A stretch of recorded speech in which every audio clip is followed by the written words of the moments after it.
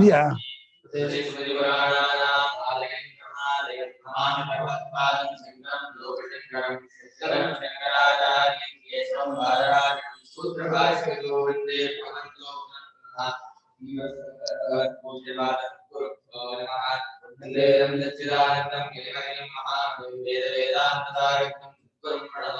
सदाहं संप्रदायिके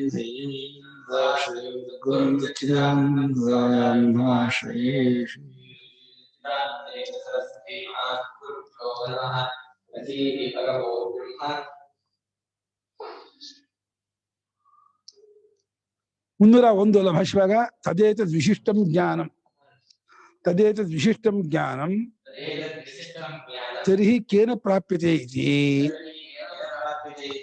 ನೀವು ದ್ರವ್ಯಮಯವಾದ ಯಜ್ಞಕ್ಕಿಂತ ಜ್ಞಾನ ಯಜ್ಞ ಹೆಚ್ಚು ಅಂದ್ರಿ ತರ್ಹಿ ಹಾಗಾದರೆ ತರ್ಹಿನೇನೋ ಹಾಗಾದರೆ ಕೇನ ವಿಶಿಷ್ಟಂ ಜ್ಞಾನಂ ಪ್ರಾಪ್ಯತೆ ಯಾವುದರಿಂದ ಆ ವಿಶಿಷ್ಟ ಅಂದ್ರೆ ಅಸಾಧಾರಣವಾದ ಒಂದು ಎಕ್ಸ್ಟ್ರಾರ್ಡಿನರಿ ಒಂದು ಲೋಕದಲ್ಲಿ ಇಲ್ಲದೆ ಜ್ಞಾನ ಅದು ಇದು ಈ ಜ್ಞಾನ ಪಡ್ಕೊಂಡು ಎಲ್ಲಾ ಜ್ಞಾನವೂ ಪಡ್ಕೊಂಡಂಗೆ ಆಗುತ್ತಲ್ಲ ಇದು ವಿಶಿಷ್ಟವಾದ ಜ್ಞಾನ ವಿಶಿಷ್ಟ ಅನ್ನೋ ಶಬ್ದಕ್ಕೆ ಇಂಗ್ಲಿಷಲ್ಲಿ ಯುನೀಕ್ ಅಂತ ಹೇಳ್ಬೇಕೋ ಎಕ್ಸ್ಟ್ರಾರ್ಡಿನರಿ ಅಂತ ಹೇಳ್ಬೇಕೋ ಸ್ಪೆಷಲ್ ಅದ ಯುನಿಕ್ನೆಸ್ ಅಂತ ಇದು ಯುನೀಕ್ ಆಗಿರ್ತದೆ ಈ ಜ್ಞಾನಕ್ಕೆ ಈಕ್ವಲ್ ಆದ ಇನ್ನೊಂದು ಜ್ಞಾನ ಇಲ್ಲ ಎಲ್ಲಾ ಜ್ಞಾನವೂ ಖಂಡ ಜ್ಞಾನ ಅಷ್ಟೇ ಅರಿವಾಗುತ್ತೆ ಈ ಜ್ಞಾನ ಎಲ್ಲದೇ ಅರಿವಾಗ್ಬಿಡುತ್ತೆ ಎಲ್ಲದೇ ಪರಮಾರ್ಥ ಗೊತ್ತಾಗ್ಬಿಡುತ್ತೆ ಅದರಿಂದ ತರ್ಹಿ ಹಾಗಾದರೆ ಕೇನ ಯಾವುದರಿಂದ ವಿಶಿಷ್ಟಂ ಜ್ಞಾನಂ ತದೇತ ತದೇತ ಆ ಈ ವಿಶಿಷ್ಟವಾದ ಜ್ಞಾನ ಅಂದ್ರೆ ವಿಶೇಷವಾದ ಜ್ಞಾನ ಯಾವುದರಿಂದ ಪ್ರಾಪ್ಯತೆ ಪಡೆಯಲಾಗುತ್ತದೆ ಈ ಜ್ಞಾನವನ್ನು ನಾವು ಹೇಗೆ ಪಡ್ಕೋಬಹುದು ಜ್ಞಾನ ಪಡ್ಕೊಳ್ಳೋಕೆ ಏನು ಉಪಾಯ ಅಂತ ಕೇಳ್ತಾ ಇದ್ದಾನೆ ಇದು ಒಂದು ಬಾಹ್ಯ ಉಪಾಯ ಇದು ಮುಂದೆ ಇದರಲ್ಲಿ ಇದೇ ಅಧ್ಯಾಯದಲ್ಲಿ ಮುಂದೆ ಶ್ರದ್ಧಾವಾನ್ ಲಭತೆ ಜ್ಞಾನವನ್ನು ಆಂತರಿಕ ಉಪಾಯ ಹೇಳ್ತಾರೆ ಇದು ಬಾಹ್ಯ ಉಪಾಯ ಆಂತರಿಕ ಉಪಾಯ ಶ್ರದ್ಧಾವಾನ್ ಲಭತೆ ಜ್ಞಾನ ಇದು ಆಂತರಿಕ ಉಪಾಯ ಹಾಗಾಗಿ ಈ ಬಾಹ್ಯವಾದ ಯಾವ ನಡವಳಿಕೆಯಿಂದ ಕೂಡ್ಕೊಂಡವನಾದರೆ ಈ ಜ್ಞಾನ ಪಡೆಯಲಾಗತ್ತೆ ಅಂತ ಕೇಳಿದ್ದಕ್ಕೆ ಭಗವಂತ ಹೇಳ್ತಾನೆ ತದ್ವಿಧಿ ಪ್ರಣಿಪಾತೇನ ಪರಿಪ್ರಶ್ನೇನ ಸೇವಯಾ ಉಪದೇಕ್ಷ್ಯಂತಿ ತೇ ಜ್ಞಾನಂ ಜ್ಞಾನಿನಸ್ತತ್ವದರ್ಶಿನಃ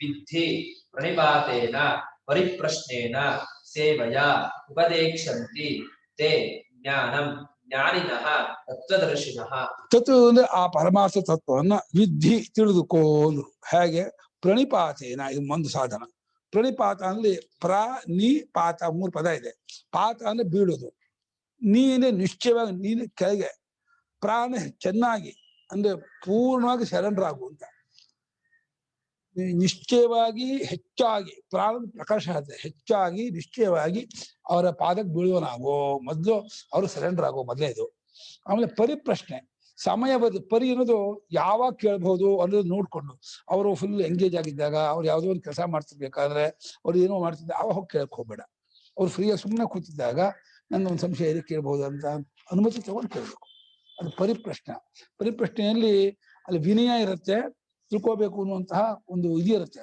ತಹತಹತೆ ಇರುತ್ತೆ ಅವರಿಗೆ ನಾನು ತಿಳ್ಕೋಬೇಕು ಅಂತ ತಹತಹತೆ ಇದೆ ವಿನಯ ಇದೆ ಅದು ಗುರುಗಳ ಒಂದು ಪ್ರಸನ್ನತೆಯನ್ನು ನೋಡ್ಕೊಂಡು ಕೇಳೋದು ಪರಿಪ್ರಶ್ನೆ ಮೂರನೇದು ಸೇವೆಯ ಅಂದ್ರೇನು ಅವರ ಬಟ್ಟೆ ಒಗೆಯೋದಿರ್ಬೋದು ಅವ್ರ ಮೈಕೈ ಕಾಲು ಹೊತ್ತೋದಿರ್ಬೋದು ಅವ್ರ ಮಾತು ಅವ್ರು ಹೇಳಿದಂತೆ ನಡ್ಕೊಳ್ಳೋದು ಮತ್ತು ಅವರು ಹೇಳಿದಂತೆ ನಡ್ಕೊಳ್ಳೋದೇ ಸೇವಾ ಶಬ್ದಕ್ಕೆ ಅರ್ಥ ಅವ್ರಿಗೆ ಕೈಕಾಲು ಒತ್ತಲೇಬೇಕು ಅಂತ ಏನಿಲ್ಲ ಅವ್ರ ಬಟ್ಟೆ ಒಗಿಲೇಬೇಕು ಅಂತಿಲ್ಲ ಆದ್ರೆ ಒಗೆಯೋಕ್ಕೂ ರೆಡಿ ಆಗಿದ್ದೀನಿ ಅವ್ರ ಸೇವೆ ಮಾಡೋಕ್ಕೂ ರೆಡಿ ಆಗಿದ್ದೀನಿ ಏನ್ ಮಾಡೋಕ್ಕೂ ರೆಡಿ ಆಗಿದೆ ಒಟ್ಟು ಗುರುಗಳ ವಿಷಯಕ್ಕೆ ಎಷ್ಟರ ಮಟ್ಟಿಗೆ ಅಂದ್ರೆ ತನ್ನನ್ನು ಒಪ್ಪಿಸ್ಕೊಂಡ್ಬಿಟ್ಟ ಗುರುಗಳು ಅಂದ್ರೆ ಅದು ಗುರು ವರಪುತ್ರ ಆಗ್ಬಿಡ್ತಾನೆ ಅವನು ಮಗ ಹೇಗೆ ತಂದೆಗೆ ಅತ್ಯಂತ ಪ್ರಿಯಪಾತನೋ ಶಿಷ್ಯನು ಮಗನಂತೆ ಆಗ್ಬಿಡ್ತಾನೆ ಗುರುಗಳ ಹತ್ರ ಹೋಗ್ಬಿಟ್ಟು ತನ್ನ ಮಗನಂತೆ ಆಗ್ಬಿಟ್ಟು ಅಷ್ಟರ ಮಟ್ಟಿಗೆ ಏಕಾತ್ಮತೆ ಪಡ್ಕೊಂಡು ಆ ಸೇವೆ ಮಾಡ್ತಾ ಅವರನ್ನ ಒಲಿಸ್ಕೊಂಡ್ಬಿಡ್ತಾನೆ ಪ್ರಶ್ನೆಯೇನ ಆವರ್ಜಿತ ಅಂತ नो यस्य देवे पराभक्ति यथा देवे तथा गुरौ तसीते ಕಥಿತಾಖ್ಯರ್ಥಾಃ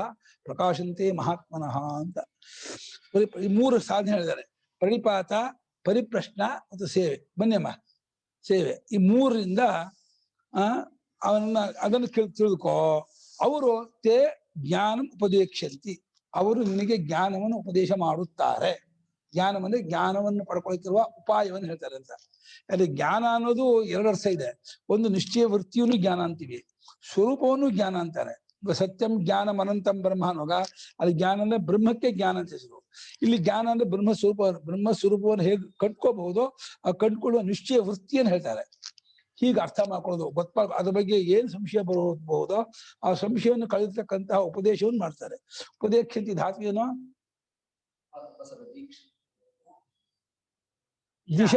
ದಿಶ ಅತಿಸರ್ಜನೆ ಧಾತು. ದೇಕ್ಷ್ಯತಿ ರಟ್ಟೋ, ಅದಕ್ಕೆ ಬಹುಚನ. ದಿಶತಿ, ದೇಕ್ಷ್ಯತಿ, ದೇಕ್ಷ್ಯಂತಿ. ದಿಶತಿ ಉಪದಿಶತಿ ಅಂತ. ದಿಶ ಅತಿಸರ್ಜನ ಬಿಡೋದು ಅಂತ. ಗುರುಗಳು ತಮ್ಮ ಜ್ಞಾನ ಹೊರಕ್ಕೆ ಹಾಕ್ಬಿಡ್ತಾರೆ. ಬಿಡೋದು ಅಂತ, ತಮ್ಮಲ್ಲಿರ್ತಕ್ಕಂಥ ಜ್ಞಾನವನ್ನು ಹೊರಕ್ಕೆ ಹಾಕೋದು ಅತಿಸರ್ಜ. ತಮ್ಮಲ್ಲಿ ಇದೆಯಲ್ಲ ಆ ಜ್ಞಾನ, ಅದನ್ನು ಹೊರಕ್ಕೆ ಹಾಕ್ತಾರಲ್ಲ ಅದು ಅತಿಸರ್ಜನ ಅಂದ್ರೆ ಬಿಡೋದು ಅಂತ. ಉಪದೇಶಿತ ಜ್ಞಾನ. ಯಾರವರು? ಜ್ಞಾನಿಗಳು ಅಂದ್ರೆ ಅದು ಶಾಸ್ತ್ರಾರ್ಥವನ್ನು ಕಂಡ್ಕೊಂಡವರು ಮತ್ತು ತತ್ವದೃಶಿನ ಅನುಭವದಲ್ಲೂ ಕಂಡ್ಕೊಂಡವರು. ಎರಡಲ್ಲಿ ಜ್ಞಾನಿಗಳಾಗಿದ್ದು ತತ್ವ ಗೊತ್ತಿದೆ ಇದ್ದವರಾಗಿರ್ತಾರೆ, ತತ್ವ ಗೊತ್ತಿದ್ದವರಾದ್ರೂ ಶಾಸ್ತ್ರಕ್ಕೆ ಉಪದೇಶ ಮಾಡದೇ ಇದ್ದವರಾಗ್ಬಿಡ್ತಾರೆ. ಎರಡೂ ಆಗ್ಬಿಡುತ್ತೆ. ಆತ್ಮಜ್ಞಾನ ಆಗಿರುತ್ತೆ, ಅಲ್ಲಿ ಒಂದು ಸಾಂಪ್ರದಾಯಿಕವಾಗಿ ಉಪದೇಶ ಮಾಡಬೇಕು ಅಂತಿಲ್ಲ, ಬರ್ಬೇಕು ಅಂತಿಲ್ಲ. ರಮಣ ಮಹರ್ಷಿಗಳ ಉದ್ಗಾರ ಆಗಿದೆ ಅದು. ಅದ್ರ ಪ್ರಕ್ರಿಯೆ ಇಲ್ಲ ಅಲ್ಲಿ.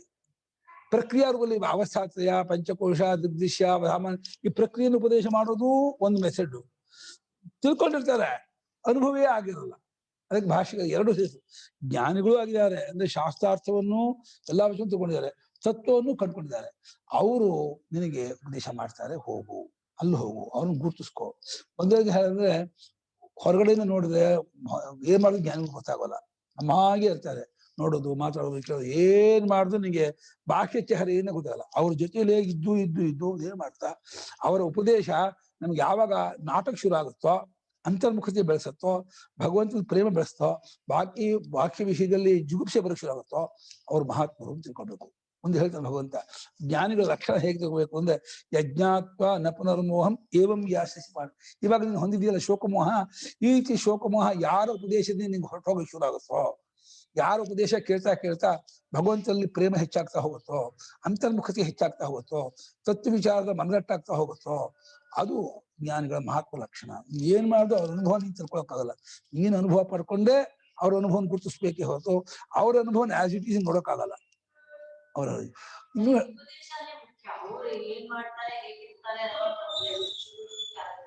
ನಿಜ ಉಪದೇಶ ಮುಖ್ಯ. ಕೆಲವು ಏನಾಗ್ಬಿಡುತ್ತೆ ಅಂದ್ರೆ ಅವರು ಎಷ್ಟೋ ಜನ ಲೋಕದಲ್ಲಿ ಬಾಯಿ ವೇದಾಂತ ಅಂತ ತುಂಬಾ ಇದು ಮಾಡ್ಬಿಡ್ತಾರೆ. ಸುಮ್ಮನೆ ಪ್ರಾಕ್ಟಿಕಲ್ ಆಗೋದು ಏನು ಆಧಾರ ಇಲ್ಲ, ಸುಮ್ಮನೆ ಹೇಳ್ತಾರೆ.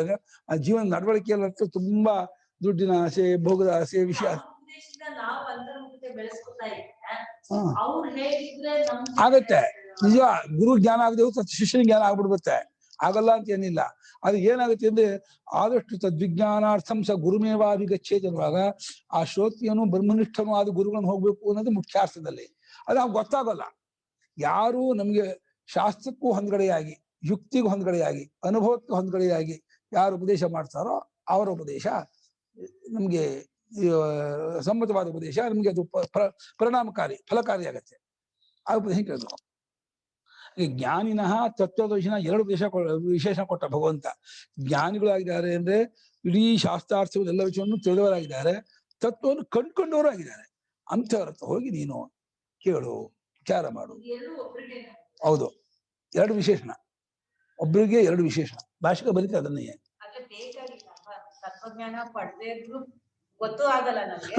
ಎಷ್ಟೋ ಜನ ವೇದಾಂತ ಪ್ರವಚನ ಮಾಡ್ತಾರಲ್ಲ, ತತ್ವಜ್ಞಾನ ಆಗಿರ್ಬೇಕು ಅಂತ ಏನಿಲ್ಲಪ್ಪ, ಆಗಿಲ್ಲ. ವೇದಾಂತ ತಿಳ್ಕೊಂಡಿರ್ತಾರೆ, ವಿಷಯ ತಿಳ್ಕೊಂಡಿರ್ತಾರೆ, ಪ್ರವಚನ ಮಾಡ್ತಿರ್ತಾರೆ, ಹೇಳ್ತಿರ್ತಾರೆ. ಇದೆಷ್ಟೋ ಜನ ತತ್ವಜ್ಞಾನಿ ಆಗಿರ್ತಾರೆ, ಅವ್ರು ಹೇಳ್ಬೇಕು ಅಂತೂ ಇಲ್ಲ, ಅವ್ರು ಹೇಳೋಕೆ ಬರೋಲ್ಲ. ಅವರು ನಮ್ಮ ಪಾಡಿಗೆ ಅವ್ರು ಇದ್ಬಿಡ್ತಾರೆ. ಹೇಳೋರು ಆಗಿ ತಿಳಿದವರು ಆಗಿ ಅಂಥವ್ರ ಹತ್ರ ಹೋಗಿ ತಿಳಿದುಕೊಂಡ್ರೆ ನಿಮ್ಗೆ ಅನುಕೂಲ ಆಗುತ್ತೆ. ತದ್ವಿಧಿ ವಿಜಾನೀಹಿ ಏನ ವಿಧಿನ ಪ್ರಾಪ್ಯತೆ ಇದೆ. ಅದನ್ನ ವಿಧಿನೇ ಗೊತ್ತು ಮಾಡ್ಕೋ. ವಿ ಅನ್ನೋ ಉಪಸರ್ಗ ಏನಂತೆ ಅಂದ್ರೆ ನಿಸ್ಪಷ್ಟವಾಗಿ ಜಾನೀಹಿ ಅರ್ಥ ಮಾಡ್ಕೋ. ಸಂಸ್ಕೃತದಲ್ಲಿ ವಿ ಉಪಸರ್ಗ, ವಿ ಜಾನೀಹಿ ಲೋಟ್ ಅದು, ಜಾನೀಹಿನ ಅರ್ಥ ಮಾಡ್ಕೋ. ವಿ ಇನ್ನು ವಿಜಾನೀಹಿ ಅಂದ್ರೆ ಅನುಭವ ಪರ್ಯಂತ ಗೊತ್ತಾಗುವುದು ಅಲ್ಲಿರ್ಬೇಕು ನೀನು. ಒಂದ್ಸಲ ಕೇಳ್ಕೊಂಬಂದೆ ಸಾಕು ಉಪದೇಶ, ನಾನು ಹೋಗ್ತೀನಿ ಹೋಗ್ಬಾರ್ದು. ಇಂದು ವಿರೋಚನ ಹೋದಾಗ, ಪ್ರಜಾಪತಿ ಹತ್ರ ಹೋದಾಗ ಮೊದಲನೇ ಉಪದೇಶಕ್ಕೆ ವಿರೋಚನ ದೇಹಾತ್ಮ ಬುದ್ಧಿಯನ್ನೇ ಮಾಡ್ಕೊಂಡು ಹೊರಟೋಗ್ಬಿಟ್ಟ. ಗೊತ್ತಾಯ್ತು ತಪ್ಪಾಗಿ ನೋಡ್ಕೊಂಡದ. ಅದು ಹಿಂದೆ ವಾಪಸ್ ಬಂದ. ಯಾಕೋ ಸರಿಯಾಗ್ಲಿಲ್ಲ, ಅಪ್ಪ ಹೇಳಿದ್ದು ಆ ಲಕ್ಷಣ ಬರ್ಲಿಲ್ಲ. ಅದು ಅಮೃತವು ಅಭಯವೂ ಆದದ್ದು ಬ್ರಹ್ಮ ಅಂತ ಹೇಳಿದ್ನಲ್ಲ, ಏತದ್ ಅಮೃತಂ ಅಭಯಂ ಏತದ್ ಬ್ರಹ್ಮ ಅಂತ. ಅಮೃತ ಅಭಯಗಳು ವಿಶಿಷ್ಟವಾದ ಬ್ರಹ್ಮವನ್ನು ಕಟ್ಕೋಬೇಕು ಅನ್ನೋ ಲಕ್ಷಣ ಇಟ್ಕೊಂಡಾಗ ವಿರೋಚನ ಅದನ್ನ ನೋಡ್ಲೇ ಇಲ್ಲ, ಆ ಲಕ್ಷಣ ದೇಹಕ್ಕೆ ಹೊಂದತ್ತ ಅಂತ ಹೊರಟೋಗ್ಬಿಟ್ಟ. ಅದು ಇಂದ್ರ ಮಾತ್ರ ವಿಚಾರ ಮಾಡ್ದ, ದೇಹ ಅಮೃತ ಅಭಯಗಳು ವಿಶಿಷ್ಟವಲ್ಲ ಮತ್ ಬಂದ. ಸ್ವಪ್ನಾತ್ಮನ ಹೇಳ್ದ, ಅಲ್ಲೂ ಅವನಿಗೆ ಇದಾಗಲಿಲ್ಲ. ಸುಷುಪ್ತಾತ್ಮನ ಹೇಳ್ದ, ಅಲ್ಲಿ ಏನೂ ಇಲ್ಲ ಅಂದ್ಕೊಂಡ್ಬಿಟ್ಟ. ಅಯ್ಯೋ ನೋ ಏವ ಇಮಾನಿ ಭೂತಾನಿ ಅಂತಂದ, ನಾನು ಇಲ್ಲ, ಈ ಭೂತಗಳು ಇಲ್ಲ ಅಂತ. ಇದರಲ್ಲಿ ಏನು ನಾಹ ಮತ್ತು ಭೋಗ್ಯಂ ಪಶ್ಯಾಮಿ ಇಂದ ಮತ್ ಹೋದ, ಮತ್ತೆ 5 ವರ್ಷ ಇರುವಂದ. ಆಮೇಲೆ ಮಘವನ್ ಮರ್ತ್ಯಮಾನಿ ಹೈರಾಭಿಮಾನ ಬಿಡಿಸೋ ಮೂಲಕ ಅದೇ 3 ಪರ್ಯಾಯ ಹೇಳಿದ ಆತ್ಮನೇ ಮತ್ತೆ ದೇಶ ಮಾಡ್ದ. ಗೊತ್ತಾಗ್ಬಿಟ್ಟ.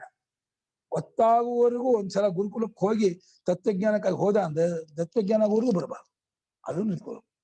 ಈ ವಿಜಾನೀಹಿ ವಿ ಇದೆ, ವಿಶೇಷವಾಗಿ ಅನುಭವ ಪರ್ಯಂತವಾಗಿ ಗೊತ್ತು ಮಾಡ್ಕೋ. ಯಾವ ವಿಧಿಯ ಕ್ರಮ ಅಂತ, ಯಾವ ಕ್ರಮದಿಂದ ಉಪದೇಶ ಮಾಡಿದ್ದಾಗ ಅದು ಪ್ರಾಪ್ಯತೆ ಗೊತ್ತಾಗಲ್ಪಡುತ್ತದೆಯೋ, ಪಡೆಯಲ್ಪಡುತ್ತದೆಯೋ. ಪ್ರಾಪ್ಯತೆ ಪಡೆಯೋದನ್ನ, ನೀವು ಪಡೆಯೋದನ್ನೇ ಗೊತ್ತು ಮಾಡ್ಕೊಳ್ಳೋದೆ. ಈ ಪಡೆಯೋದ್ರಿಂದ ಗೇನಿಂಗ್ ಇಲ್ವಲ್ಲ. ಈ ಪಡೆದಾಗಿರೋದೆ ತಪ್ಪು ತಿಳ್ಕೊಂಡು ದೇಹಾದಿಗಳು ನಾನು ಮಾಡ್ಕೊಂಡು ಮರೆ ಆಗಿದೆ ನಮ್ಮ ಪಾಲಿಗೆ.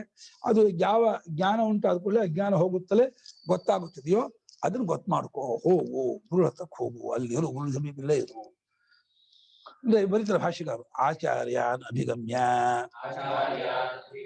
ಪ್ರಣಿಪಾತೇನ ಪ್ರಕರ್ಷೇಣ ನೀಚೈಃ ಪತನಂ ಪ್ರಣಿಪಾತಃ ದೀರ್ಘ ನಮಸ್ಕಾರಃ ತೇನ. ಮೊದಲು ಆಚಾರ್ಯಾನ್ ಅಭಿಗಮ್ಯ. ಆಚಾರ್ಯರು ಅಂದ್ರೆ ಆಚಿನೋತ್ಯಪಿ ಶಾಸ್ತ್ರಾಣಿ ಆಚಾರ್ಯೇ ಸ್ಥಾಪಯತ್ಯಪಿ ಸ್ವಯಮಾಚರತೆ ಯಸ್ಮಾತ್ ತೇನ ಆಚಾರ್ಯ ಸಸ್ಮತಃ ಅಂತ. ಶಾಸ್ತ್ರವನ್ನು ಉಪದೇಶ ಮಾಡ್ತಾನೆ, ತಾನು ನಡೀತಾನೆ, ಅವನನ್ನು ನಡೆಸ್ತಾನೆ, ಅದನ್ನ ಅವನ ಆಚಾರ್ಯ ಅಂತ. ಆ ಚಿನೋತಿ ಚೈನೆ ಧಾತು ತುಂಬ್ತಾನೆ, ಶಾಸ್ತ್ರ ತುಂಬ್ತಾನೆ, ತುಂಬಿಟ್ಟು ಹಾಗೆ ನಡ್ಕೊಳ್ತಾನೆ, ಇನ್ನು ಹಾಗೆ ತೋರಿಸ್ತಾನೆ, ಅದನ್ನ ಅವನ ಆಚಾರ್ಯ ಅನ್ಸ್ಕೊಂಡ ಅಂತ. ಆಚಾರ್ಯರನ್ನ ಅಭಿಗಮ್ಯ, ಅಭಿನೇನೋ ಅಭಿಮುಖವಾಗಿ ಅಂದ್ರೆ ಪರೋಕ್ಷವಾಗಿ ಕದ್ದು ಕೇಳ್ಬೇಡ, ಎಲ್ಲೋ ಅಲ್ಕೊಳ್ ಕೇಳ್ಬೇಕು, ಹಾಗೆ ಕೇಳ್ಬೇಡ. ಹೋಗು, ಹೊತ್ತಕ್ಕೆ ಹೋಗು. ಏನು ಅಭಿಮಾನ ಬಿಡ್ಬೇಕು. ನಾನು ತುಂಬಾ ಶ್ರೀಮಂತ, ನಾನು ತುಂಬಾ ಓದಿದವನು, ನಮ್ಗೆ ಒಳ್ಳೆ ವಂಶ, ಒಳ್ಳೆ ಅಧಿಕಾರದವರು. ಎಷ್ಟೊಂದು ಅಧಿಕಾರಿಗಳಿಗೆ ನಮ್ ದಾಸಪ್ಪನವರು ಅಂತ ಸ್ವಾಮಿಗಳು ಬಿಟ್ಕೊಂಡಿದ್ದಾರೆ. ಅವರು DIG ಆಗಿದ್ರು. ಅವ್ರು ನಮ್ಮ ಸ್ವಾಮಿ ಮಿಡ್ಲ್ ಸ್ಕೂಲ್ ಮಿನಿಸ್ಟ್ರು. ನಾನು ಅವ್ರ ಹತ್ರ ಹೆಂಗೆ ಕೇಳ್ಕೊಸ್ಕೊಂಡು ಅವ್ರಿಗೆ ಆಸೆ, ವೇದಾಂತ ಚೆನ್ನಾಗಿ ತಿಳ್ಕೊಂಡಿದ್ದಾರೆ ಸಚ್ಚಿದಾನಂದ ಸ್ವಾಮಿಗಳು, ಚೆನ್ನಾಗಿ ಗೊತ್ತು. ಆದ್ರೆ ನಾನು DIG, ನಾನು ಹೇಗೆ ಕೇಳ್ಬೇಕು ಅಂತ ಅವ್ರಿಗೆ ಇದು ಅಭಿಮಾನ. ಅದು ಕ್ರಮ ಹೋಯ್ತು ಇವರಿಗೆ. ಸ್ವಾಮಿಗಳು ಒಂದ್ ದಿವಸ ಪರೋಕ್ಷವಾಗಿ ಇದಾಗಿ ಹೇಳಿದ್ರು, ನೇರ ಇದಾಗಿದ್ರು. ಅವ್ರಿಗೆ ಅದು ಅರ್ಥವಾಗಿ, ಓ ತಪ್ಪಾಯ್ತು ನಾನು ಮಾಡ್ತಿರೋದು ಇದಲ್ಲ ಅಂತ ಹೇಳ್ಬಿಟ್ಟು ಅವ್ರು ಕೇಳ್ಕೋಸು ಮಾಡ್ರು. ಆಮೇಲೆ ಮುಂಚೆ ಅವ್ರು ಕುರ್ಚಿ ಮೇಲೆ ಕೂರ್ತಿದ್ದಂತೆ.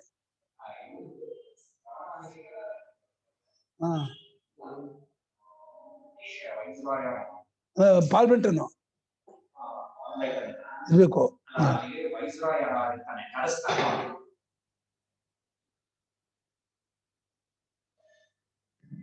ನೋಡ್ಬಿಟ್ಟು ಹೆಸರು ಹೇಳ್ತೀನಿ, ಕರೆಸ್ತಾನೆ. ರಮಣ ಮಹರ್ಷಿಗಳು ಹೀಗೆ ಅಂತ ತುಂಬಾ ಪ್ರಖ್ಯಾತಿ ಆಗ್ಬಿಟ್ಟಿರುತ್ತಲ್ಲ, ಅವಾಗ ಇವನ್ಗೆ ಅದೇನೆ ಅಧಿಕಾರ ಇರುತ್ತಲ್ಲ ಹೋಗೋದಕ್ಕೆ. ಇದು ಇನ್ನು ಬ್ರಿಟಿಷ್ ಗೌರ್ಮೆಂಟ್ ತಾನೆ, ಬ್ರಿಟಿಷ್ ಗೌರ್ಮೆಂಟ್ 1850 ಕರೆಸ್ತಾರೆ. ರಮಣ ಮಹರ್ಷಿಗಳು ಹೋಗ್ತಾರೆ, ಅವ್ರಿಗೊಂದ್ ಸೀಟು, ಇವ್ರೊಂದ್ ಸೀಟ್ ಮೇಲೆ ಕೂತಿರ್ತಾರೆ. ಅವ್ರು ಹೋಗ್ಬಿಟ್ಟು ಕೆಳಗ್ ಕೂತ್ಕೊಂಡ್ಬಿಡ್ತಾರೆ. ರಮಣ ಮಹರ್ಷಿಗಳು ಕೆಳಗ್ ಕೂತ್ಕೊಂಡ್ಬಿಟ್ಟು ಏನಪ್ಪ ಬೇಕು ಅಂತಾರೆ ಅಂತ ಒಂದಿಷ್ಟು ಪ್ರಶ್ನೆ ಕೇಳಿದಾಗ, ಯಾರ್ ಪ್ರಶ್ನೆ ಕೇಳ್ತಾ ಇರೋದು ವಿಚಾರ ಮಾಡು ಅಂದ್ಬಿಟ್ಟು ಸುಮ್ಮನೆ ಕೂತ್ಕೊಂಡ್ಬಿಡ್ತಾರೆ. ಅವನು ಇದಾಗ್ಬಿಡುತ್ತೆ, ಕೆಳಗಿರೋದು ಬಿಡ್ತಾನೆ ಒಂದೇ ಸಲ. ಅದೇ ಮನುಷ್ಯನಿಗೆ ದೇಹ ಅಭಿಮಾನ ಇದೆಯಲ್ಲ, ತನ್ಮೂಲಕವಾಗಿ ಬಂದಂತಹ ಅನೇಕ ಅಭಿಮಾನಗಳಿದೆ. ವಂಶಾಭಿಮಾನ, ವಿದ್ಯಾಭಿಮಾನ, ದೇಶಾಭಿಮಾನ, ಐಶ್ವರ್ಯಾಭಿಮಾನ, ಅಧಿಕಾರ, ಎಲ್ಲ ಅಭಿಮಾನವೂ ಗುಪ್ತವಾಗಿ ನಮ್ಗೆ ಗೊತ್ತಾದ್ರೆ ಬಿಡುತ್ತೆ. ಬಹಳ ಕಷ್ಟ, ಸೂಕ್ಷ್ಮ, ಅದು ತುಂಬಾ ಸೂಕ್ಷ್ಮ ಅದನ್ನ ಬಿಟ್ಕೊಳ್ಳೋದು. ಹಾಗಾದ್ರಿಂದ ಅಭಿಗಮ್ಯ ಅಂದ್ರೆ ಅಭಿಮುಖವಾಗಿ ಅವರ ಹತ್ತಿರಕ್ಕೆ ಹೋಗಿ ಪೂರ್ಣ ವಿನೀತಿ ತಂದ್ಕೋ, ನಿನ್ನ ಅಹಂಕಾರ ಮಟ್ಟು ಮಾಡ್ಕೋ, ಪೂರ್ಣವಾಗಿ ನಾನು ಏನೂ ಅಲ್ಲ ಅವ್ರ ಮುಂದೆ ಅಂತ ಹೇಳಿ ಚೆನ್ನಾಗಿ ನೀನು ತಗ್ಗಿದವನಾಗಿ ಪ್ರಣಿಪಾತ ಅಂತ ಭಾಷೆಗೆ ಬರೀತಾರೆ. ಪ್ರಣಿಪಾತದಲ್ಲಿ ಪ್ರಾಂತ ಒಂದು ಉಪಸರ್ಗ ಇದೆ, ಅದಕ್ಕೆ ಪ್ರಕರ್ಷೇಣ ಚೆನ್ನಾಗಿ ತಿನ್ನತ್ತ ತಗ್ಗಿಸ್ಕೊಂಡು, ನೀ ಅಂತ ಉಪಸರ್ಗ ಇದೆ, ಅದಕ್ಕೆ ನೀಚೈ ಯಾವತ್ತಿಗೂ ಕೀಳಾಗಿರು. ಗುರುಗಿಂತ ಯಾವತ್ತಿಗೂ ವೇಷದಲ್ಲಾಗಲಿ ಅಲಂಕಾರದಲ್ಲಾಗಲಿ ಎಲ್ಲ ಸ್ಥಾನದಲ್ಲಾಗಲಿ ಯಾವುದಕ್ಕೂ ನಾನು ಗುರು ಸಮನಲ್ಲ ಅನ್ನೋದು ಚೆನ್ನಾಗಿ ಅರ್ಥ ಮಾಡ್ಕೋ. ಅದಕ್ಕೆ ನೀಚರಾಗಿರೋದು ಅಂದ್ರೆ ತಗ್ಗಿರೋದು, ಈ ಕೆಳಗಿರೋದು, ಮೂಲ ಪ್ರಾಣಿ ಎರಡಕ್ಕೂ ಉಪಸರ್ಗಕ್ಕೂ ಅರ್ಥ ಬರೀತಾ ಇದ್ದಾರೆ. ಪ್ರಾಣಕ್ಕೆ ಪ್ರಕರ್ಷೇಣ, ನೀನಕ್ಕೆ ನೀಚೈಹಿ, ಪಾತೇನ ಪತನಂ ಅಂದ್ರೆ ಪ್ರಣಿಪಾತ, ಕಾಲು ಬೀಳೋದು. ಕಾಲು ಬೀಳೋದು ಅಂದ್ರೆ ಪೂರ್ತಿ ಒಪ್ಪಿಸ್ಕೊಳೋದು ಅಂದ್ರೆ ದೀರ್ಘ ನಮಸ್ಕಾರ ಅಂದೇನೋ, ದೀರ್ಘದಂಡ ಪೂರ್ತಿ ಬಿದ್ದುಬಿಟ್ಟು ನಾನು ನಿಮ್ಗೆ ಸೇರಿದ್ದೀನಿ, ನಾನು ನಿಮ್ಮಲ್ಲಿ ಬಿದ್ದುಕೊಂಡಿದ್ದೀನಿ, ನೀವು ನಮ್ಮನ್ನು ಎತ್ತಬೇಕು. ನನಗೆ ಈ ಸಂಸಾರದಿಂದ, ಈ ದುಃಖದ, ಈ ಕಷ್ಟದಿಂದ ನಾನು ಬಳಲಿದ್ದೀನಿ, ನನಗೆ ಅಜ್ಞಾನದಿಂದ ಕೂತ್ಕೊಂಡಿದ್ದೀನಿ, ನನ್ನ ಅಜ್ಞಾನ ಪರಿಹಾರ ಮಾಡೋ ಮೂಲಕ ನನ್ನ ಕೃತಾರ್ಥ ಮಾಡಬೇಕು ನೀವು ಅಂತ ಹೇಳ್ಬಿಟ್ಟು ಅವರಿಗೆ ಹೋಗಿ ನಮಸ್ಕಾರ ಮಾಡು. ಮತ್ತು ನಮಸ್ಕಾರ ಮಾಡಿದ್ರೆ ಮನುಷ್ಯನಿಗೆ ಅಭಿಮಾನ ತಗ್ಗುತ್ತೆ. ಮನುಷ್ಯನಿಗೆ ಎಲ್ರಿಗೂ ನಮಸ್ಕಾರ ಮಾಡಕ್ಕೆ ಇಷ್ಟ ಆಗಲ್ಲ. ಯಾಕಂದ್ರೆ ತನ್ನ ಒಂದು ಇದ್ರ ತರ ಸ್ಟೇಟಸ್ಸು, ಆ ಸ್ಟೇಟಸ್ ಅನ್ನು ಉಳಿಸ್ಕೊಳ್ಳೋಕ್ಕೋಸ್ಕರಾಗಿ ಎಲ್ಲರಿಗೂ ಅವನು ಒಬ್ಬಕ್ಕೆ ಇಷ್ಟಪಡಲ್ಲ. ಆದ್ರೆ ಆ ಸ್ಟೇಟಸ್ಸೇ ಅಡ್ಡಿ ಆಗ್ಬಿಡುತ್ತೆ ಜ್ಞಾನಕ್ಕೆ. ಸ್ಟೇಟಸ್ ಇಟ್ಕೋಬೇಡ.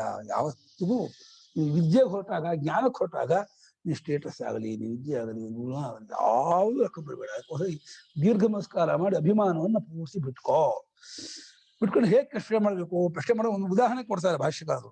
ಕಥಂ ಬಂಧ, ಕಥಂ ಮೋಕ್ಷ, ಕಾ ವಿದ್ಯಾ, ಕಾಚ ವಿದ್ಯಾ.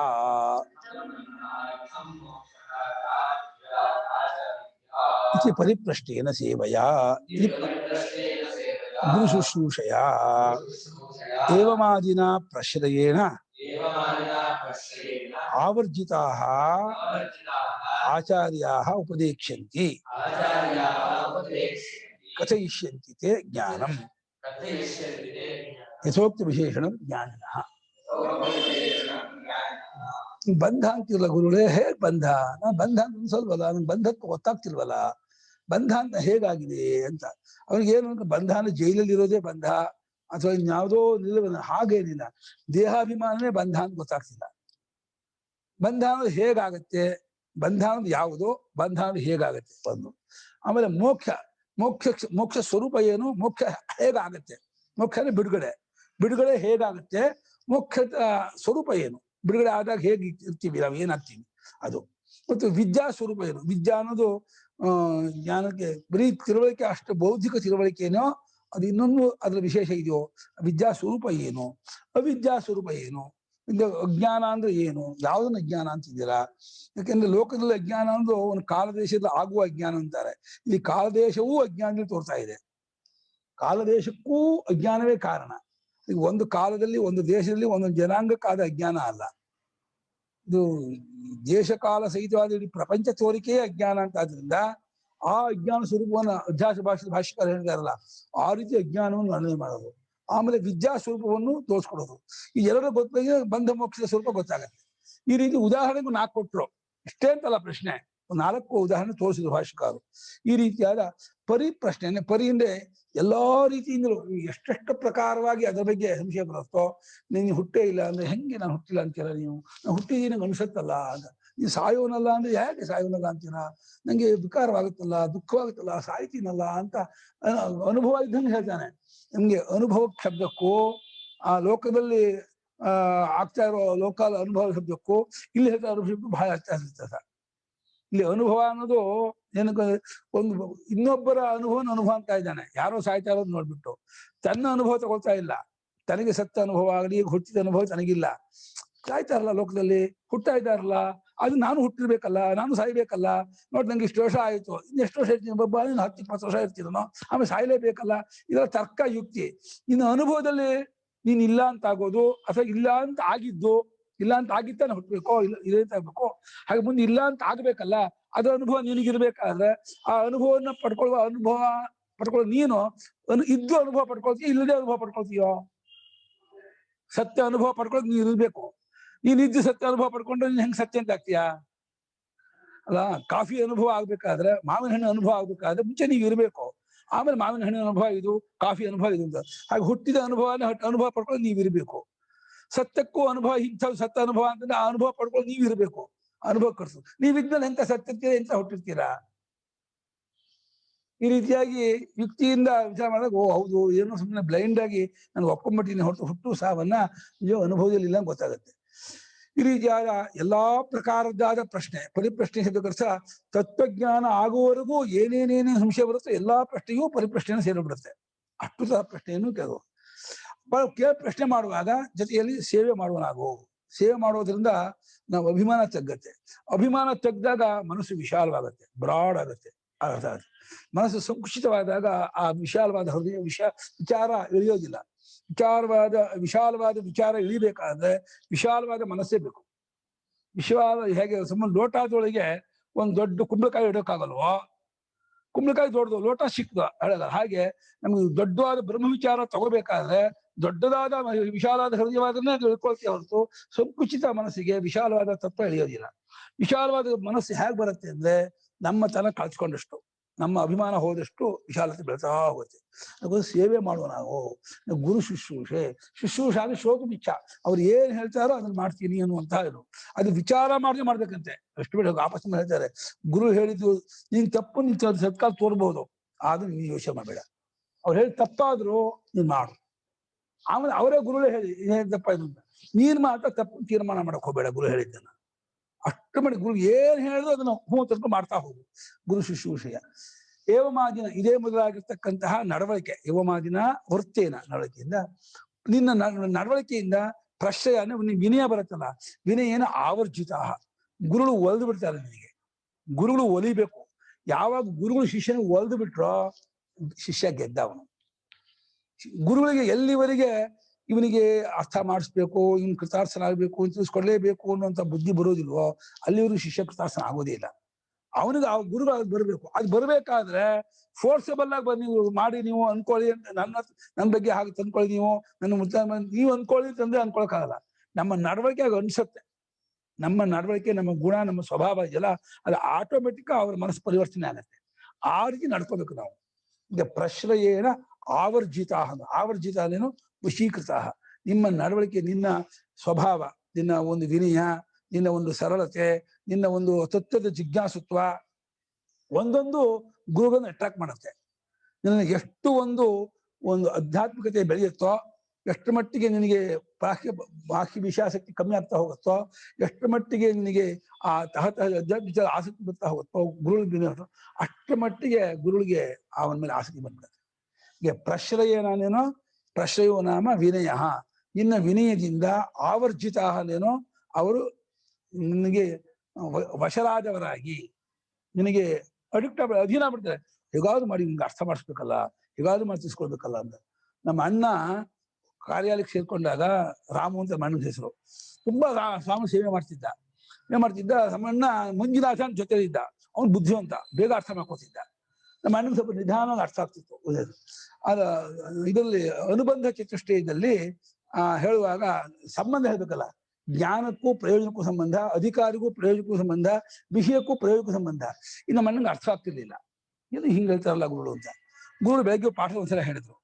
ನಮ್ಮ ಅಣ್ಣ ಏನೋ ಒಂದು ಅರ್ಥ ಆಗ್ಲಿಲ್ಲ ಅಂತಂದ್ರೆ ಗುರುಗಳು ಕಷ್ಟ ಆಗ್ತದೆ, ಸುಮ್ಮನೆ ಇದ್ದ. ಮತ್ ಮಧ್ಯಾಹ್ನ ಕರೆದು ಹೇಳಿದ್ರು, ಮತ್ ಸಂಜೆ ಹೇಳಿದ್ರು, ಮತ್ ಮಾರನೇ ದಿವಸ ಹೇಳಿದ್ರು. 3 ದಿವಸ 4 ದಿವಸ ಹೇಳಿದಾರೆ ಅದೇ ವಿಚಾರನೇ. ಕರೆದು ರಾಮು ಬಾಯಿಲಿ ಕೂತ್ಕೋ ವಿಷಯ ಮತ್ತೆ ಹೇಳೋದು.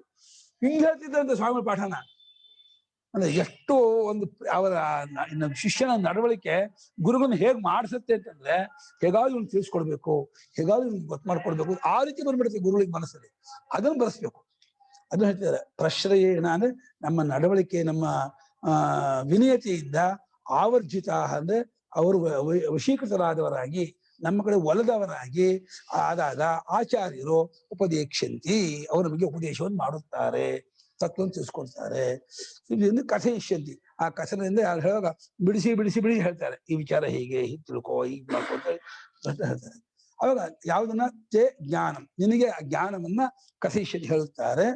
ಯಥೋಕ್ತ ವಿಶೇಷಣ, ಮೇಲೆ ಹೇಳಿದ್ದಾದ ವಿಷಯ ಜ್ಞಾನ ಅಂದ್ರೆ ಕರ್ಮಣ್ಯ ಕರ್ಮ ಪಶ್ಯ ಹೇಳ್ತಾರೆ. ಜ್ಞಾನ ಕರ್ಮದಲ್ಲಿ ಅಕರ್ಮವನ್ನು ಕಂಡುಕೊಳ್ಳೋದು, ಅಕರ್ಮದಲ್ಲಿ ಕರ್ಮ ಕಂಡುಕೊಳ್ಳೋದು ಹೇಗೆ ಅನ್ನುವಂತಹ ಆ ಜ್ಞಾನವನ್ನ ಗುರುಗಳು ನಿನಗೆ ಮನದಟ್ಟಾಗುವ ಹಾಗೆ ಜ್ಞಾನಿಗಳು ಉಪದೇಶ ಮಾಡುತ್ತಾರೆ ಅಂದ್ರು.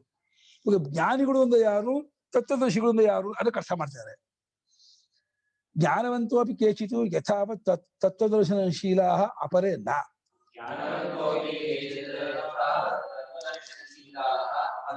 ಹಾ, ಶಾಸ್ತ್ರಜ್ಞಾನ ಉಳ್ಳವರಾಗಿದ್ರು. ಕೆಲವರು ತತ್ವ ಹೇಗಿದೆಯೋ ಹಾಗೆ ಕಂಡ್ಕೊಂಡವರು ಆಗಿರ್ತಾರೆ, ಕೆಲವು ಜನ ಕಂಡ್ಕೊಂಡವರು ಆಗದೇ ಇದ್ದವರು ಆಗಿರ್ತಾರೆ. ಬರೀ ಶಾಸ್ತ್ರಜ್ಞಾನ ಮಾಡ್ಕೊಂಡು ಪರಿಷತ್ ಓದಿರ್ತಾರೆ, ಭಾಷ್ಯ ಓದಿರ್ತಾರೆ, ವೇದಾಂತ ಓದಿದ್ದೇನೆ ಮಾಡ್ತಾರೆ, ಆದ್ರೆ ಅನುಭವ ಪರ್ಯಂತವಾಗಿ ಅವರು ಊರಿಸ್ಕೊಂಡಿರಲ್ಲ, ಗೊತ್ತು ಮಾಡ್ಕೊಂಡಿರಲ್ಲ. ಹಾಗಿದ್ದವರು ಉಂಟು. ಅದಕ್ಕೋಸ್ಕರ ಭಗವಂತ ಹೇಳಿದ್ದಾನೆ, ಅತಃ ವಿಷಿನಷ್ಟಿ ತತ್ವದರ್ಶಿನಃ. ಅದಕ್ಕಾಗಿ ವಿಶೇಷ ಕೊಡ್ತಾ ಇದ್ದಾನೆ ಪರಮಾತ್ಮ. ತತ್ವವನ್ನು ಕಂಡುಕೊಂಡವರ ಜ್ಞಾನ ಹತ್ರ ಹೋಗು ಅಂತ. ಇದು ಹೆಂಗ್ ಗೊತ್ತಾಗತ್ತೆ ಮೊದ್ಲು ಪ್ರಶ್ನೆ ಮಾಡ್ಬೋದು. ನಿಂಗೆ ಹೆಂಗ್ ಗೊತ್ತಾಗತ್ತೆ? ನೀನು ಅಲ್ಲಿ ಇದ್ದೇ ಗೊತ್ತಾಗಬೇಕು. ಮುಂಚೆ ಮುಖಚರ್ಯೆಯಿಂದ ಏನ್ ಮಾಡಿದ್ರು ತತ್ವಜ್ಞಾನಿಗಳು ಅದನ್ನು ಗೊತ್ತಾಗೋದೇ ಇಲ್ಲ. ಅದನ್ನ ತತ್ವವನ್ನು ಅದು ಕೆಲವೇ ದಿವಸಕ್ಕೆ ಉಪದೇಶ ಮಾಡ್ತಾ ಕೇಳ್ತಕ್ಕಂಥ ಗೊತ್ತಾಗ್ಬಿಡುತ್ತೆ ಶಿಷ್ಯನಿಗೆ. ಶಿಷ್ಯನಲ್ಲೂ ಅದನ್ನು ಗುರುತಿಸುವ ಯೋಗ್ಯತೆ ಬೇಕು. ಯಾಕಂದ್ರೆ ಶಿಷ್ಯನಲ್ಲಿ ಆ ಮಟ್ಟದ ಒಂದು ಏರಿಕೆ ಇಲ್ಲ ಅಂತ ಅಂದ್ರೆ ಅವರ ಅನುಭವನ ಹೆಂತಾನೆ ಗುರುತಿಸ್ತಾನೆ. ಅವರ ಅನುಭವನ ಗುರುತಿಸೋದಕ್ಕೂ ಇವನಿಗೂ ಒಂದು ಕ್ವಾಲಿಟಿ ಬೇಕು. ಇವನಲ್ಲೂ ಅಷ್ಟರ ಮಟ್ಟಿನ ಒಂದು ವಿವೇಕ, ಅಷ್ಟರ ಮಟ್ಟ ಅಂತರ್ಮುಖತೆ, ಶಾಸ್ತ್ರಾರ್ಥವನ್ನು ಹೊಂದಿಸ್ಕೊಂಡಿದ್ದು ಇದ್ರೆ ಇವ್ರು ಹೇಳ್ತಾ ಇರೋದು ಅನುಭವ ಬರ್ತಾ ಇದೆ, ಗೊತ್ತಾಗ್ತಾ ಇದೆ ಅಂದ್ಮೇಲೆ ಅವರು ಖಂಡಿತವಾಗಿ ಅನುಭವ ಕಂಡುಕೊಂಡಿದ್ದಾರೆ. ಅಷ್ಟೇ ಪರೋಕ್ಷವಾಗಿ ಗೊತ್ತಾಗುತ್ತೆ ಹೊರತು ಗುರುಳು ಕಂಡುಕೊಂಡಿದ್ದು ಅನುಭವ ಬರಲ್ಲ. ಇವನಿಗೆ ಅನುಭವ ಬಂದದ್ದೇ ಇವನ ಅನುಭವವೇ ಹೊರತು ಇನ್ನು ಒಬ್ಬರ ಅನುಭವ ಇನ್ನೊಬ್ರಿಗೆ ಬರುತ್ತೆ ಅನ್ನೋದು ಇಲ್ವೇ ಇಲ್ಲ. ನಮ್ಮ ಹಸಿವು ಬಾಯಾರಿಕೆನೇ ಗೊತ್ತಾಗಲ್ಲ. ಯಾರಿಗೆ ಹಸಿವು ಆಗ್ತದೆ, ಯಾರಿಗ ಬಾಯಾರಿಕೆ ಆಗಿದೆ, ಯಾರಿಗ ಬೇಜಾರಾಗಿದೆ, ಅದನ್ನೂ ಮೀರಿದ ಅದಕ್ಕೂ ಸಾಕ್ಷಿಯಾದ ಆತ್ಮನ ಗೊತ್ತು ಮಾಡ್ಕೊಳ್ಳೋದು ಅದು ಅವರವರಿಗೆ ಹೊರತು ಇನ್ನೊಬ್ರಿಗೆ ಗೊತ್ತಾಗಲ್ಲ. ಅದರಿಂದ ಇಂಥ ತತ್ವವನ್ನು ಕಂಡುಕೊಂಡಂತಹ ಜ್ಞಾನಿಗಳು ನಿನಗೆ ಆ ತತ್ವವನ್ನ ಯಥಾವತ್ತಾಗಿ ಉಪದೇಶ ಮಾಡ್ತಾರೆ. ನೀನು ಅವರ ಹತ್ರ ಹೋಗಿ ಅದನ್ನು ಕೇಳ್ಕೋ, ವಿಚಾರ ಮಾಡು ಅಂತ ಹೇಳಿ ಜ್ಞಾನಿಗಳನ್ನ ಆಶ್ರಯಿಸ್ಕೋಬೇಕು, ಗುರುಗಳನ್ನ ಆಶ್ರಯಿಸ್ಕೋಬೇಕು ಅನ್ನೋದನ್ನ ಭಗವಂತ ಒತ್ತಿ ಹೇಳ್ತಾ ಇದ್ದಾನೆ. ತತ್ವಜ್ಞಾನಕ್ಕೆ ಬೇಕೇ ಬೇಕು ಅಂತ.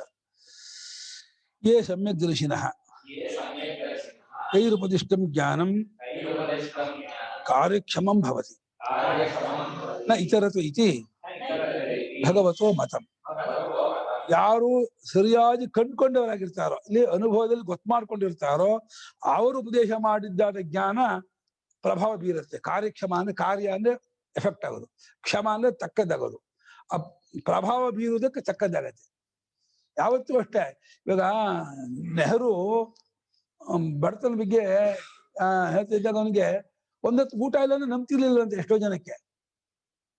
ಮಹಾತ್ಮ ಗಾಂಧೀಜಿ ಒಂದ್ ದಿವಸ ನೆಹರು ಹತ್ರ ಹೇಳಿದಂತೆ, ನಿಂಗೆ ಏನ್ ಗೊತ್ತು ದೇಶದ ಬಡತನ, ಎಷ್ಟೋ ಜನಕ್ಕೆ ಮನೇಲಿ 5 ಜನಕ್ಕೂ ಬಟ್ಟೆನೇ ಇಲ್ಲ. ಒಂದು ಮನೇಲಿ ಒಂದು ಸೊಸೆ ಅತ್ತೆಗೆ ಇಬ್ಬರು ಒಂದ್ ಸೀರೆ ಇತ್ತಂತೆ. ಯಾರಾದ್ರೂ ಬಂದ್ರೆ ಅತ್ತೆ ಸೀರೆ ಉಟ್ಕೊಂಡು ಹೊರಗೆ ಆತಿಥ್ಯ ಮಾಡ್ಬೇಕು, ಮತ್ತೆ ಅವ್ರು ಒಳಗೆ ಹೋಗ್ಬಿಟ್ಟು ಆ ಸೀರೆ ಸೊಸೆ ಕೊಟ್ಟು ಸೀರೆ ಸೊಸೆ ಹಾಕಿ ಕೆಲಸ ಮಾಡ್ಬೇಕು, ಅವ್ರು ಒಳಗಿರ್ಬೇಕು. ಇಂಥ ಬಡತನ ಇತ್ತು ದೇಶದಲ್ಲಿ ಅಂತ ಇದೆಲ್ಲ ಸುಳ್ಳು ಎಂತ ಇದು ಹಾಗೆ ಅಂತ. ಅವನತ್ರ ಆ ಕಾಲದಲ್ಲಿ ಬೊಂಬಾಯಿ ಕೊಂಡ್ಕೊಳ್ಳೋಷ್ಟು ದುಡ್ಡು ಇತ್ತಂತೆ ಅಂತ. ಅವ್ರ ಬಡತನ ಹೆಂಗ ಅರ್ಥ ಆಗತ್ತೆ? ಯಾವತ್ತೂ ಅಷ್ಟೇ ಬಡತನ ಅನುಭವಿಸಿದವನಿಗೆ ಬಡತನದ ಕಷ್ಟ ಏನು ಗೊತ್ತಿರುತ್ತೆ. ಸುಮ್ಮನೆ ಕೋಟೀಶ್ವರನಾಗಿ ಎಲ್ಲ ಇದ್ದವನಿಗೆ ಬಡತನ ಕಷ್ಟ ಅರ್ಥ ಆಗಲ್ಲ. ಹಾಗೆ ಈ ತತ್ವ ವಿಚಾರ ತತ್ವ ಕಂಡ್ಕೊಂಡವನು ಯಾವ ರೀತಿ ಹೇಳ್ತಾನೋ, ಶಾಸ್ತ್ರಜ್ಞಾನ ಉಳ್ಳವನು ಹೇಳ್ತಾನೆ, ಆದ್ರೆ ತತ್ವಜ್ಞಾನಿ ಹೇಳಿದಷ್ಟು ಪ್ರಭಾವ ಬೀರಲ್ಲ ಕೇಳುವರಿಗೆ. ಹಾಗಾಗಿ ಯಾರು ಸಮ್ಯಕ್ ದರ್ಶಿ, ಸಮ್ಯಕ್ ಅಂದ್ರೆ ಯಥಾವತ್ತಾಗಿ ಯಾವ ರೀತಿ ಆತ್ಮತತ್ವವಿದೆಯೋ ಆ ರೀತಿ ದರ್ಶಿ ಅಂದ್ರೆ ತಾಚ್ಛೀಲ್ಯ ನಿನ್ನಿಪತ್ಯ ಕಂಡುಕೊಂಡವನು.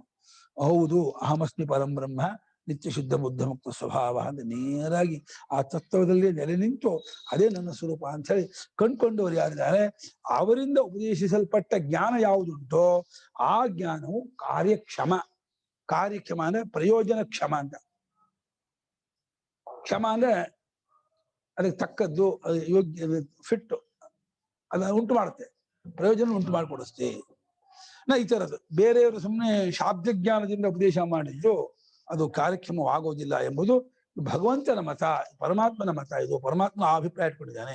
ಅದಕ್ಕೋಸ್ಕರವಾಗಿ ಅವರ ಹತ್ರನೇ ಹೋಗ್ಬೇಕು ಅಂತ, ಅವರನ್ನು ಹಿಡ್ಕೊಂಡು ಹೋಗ್ಬೇಕೇ ಹೊರತು ಸುಮ್ಮನೆ ಪ್ರವಚನ ಮಾಡೋರೆಲ್ಲ ಜ್ಞಾನಿಗಳು ಅಂದ್ಕೊಂಡು ಹೋಗಿ ಕೆಲಸ ಏನಾಗ್ಬಿಡುತ್ತೆ ಅಂದ್ರೆ, ಬಹವಃ ಗುರವಸ್ಸಂತಿ ಶಿಷ್ಯ ವಿತ್ತಾಪಹಾರಕಾಹ ವಿರಲಾಹ ಗುರವಸ್ಸಂತಿ ಶಿಷ್ಯ ಹೃತ್ತಾಪಹಾರಕಾಹ. ಶಿಷ್ಯನ ಹೃದಯದಲ್ಲಿರುವ ಸಂಸಾರ ತಾಪವನ್ನು ಪರಿಹಾರ ಮಾಡುವ ಗುರುಗಳು ತುಂಬಾ ಕಮ್ಮಿ. ಶಿಷ್ಯನ ವಿತ್ತವನ್ನು ಅಪಹಾರ ಮಾಡುವ ಗುರುಗಳು ಗುಲ್ಗಲಿಗೆ ಸಿಗ್ತಾರೆ ಅಂತ.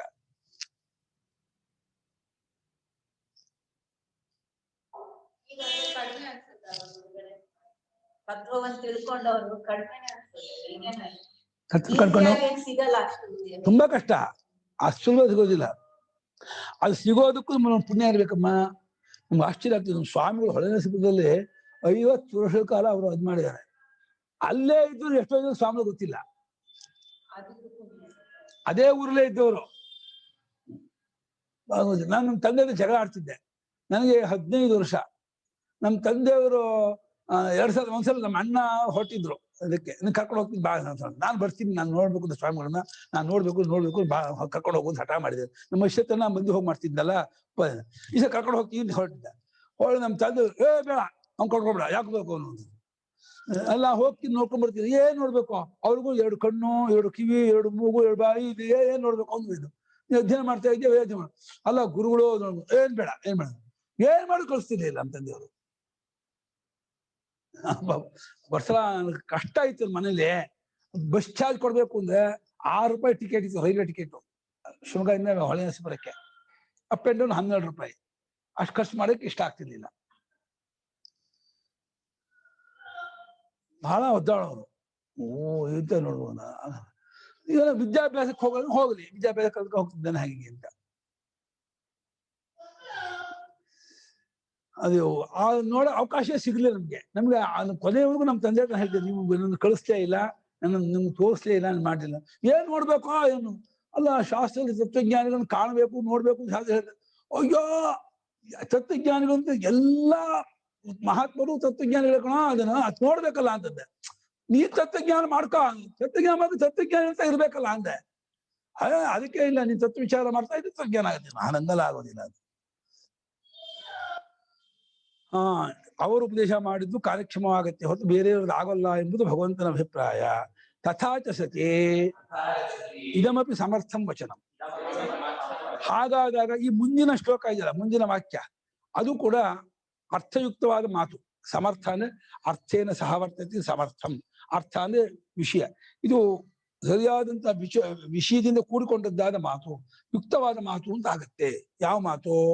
ಯಜ್ಞಾತ್ವಾ ನ ಪುನರ್ಮೋಹಂ ಏವಂ ಯಾಸ್ಯಸಿ ಪಾಂಡವ.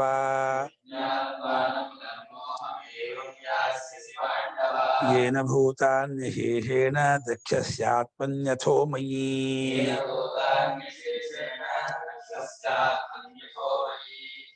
ಜ್ಞಾತ್ವಾ ನ ಪುನಃ ಮೋಹಂ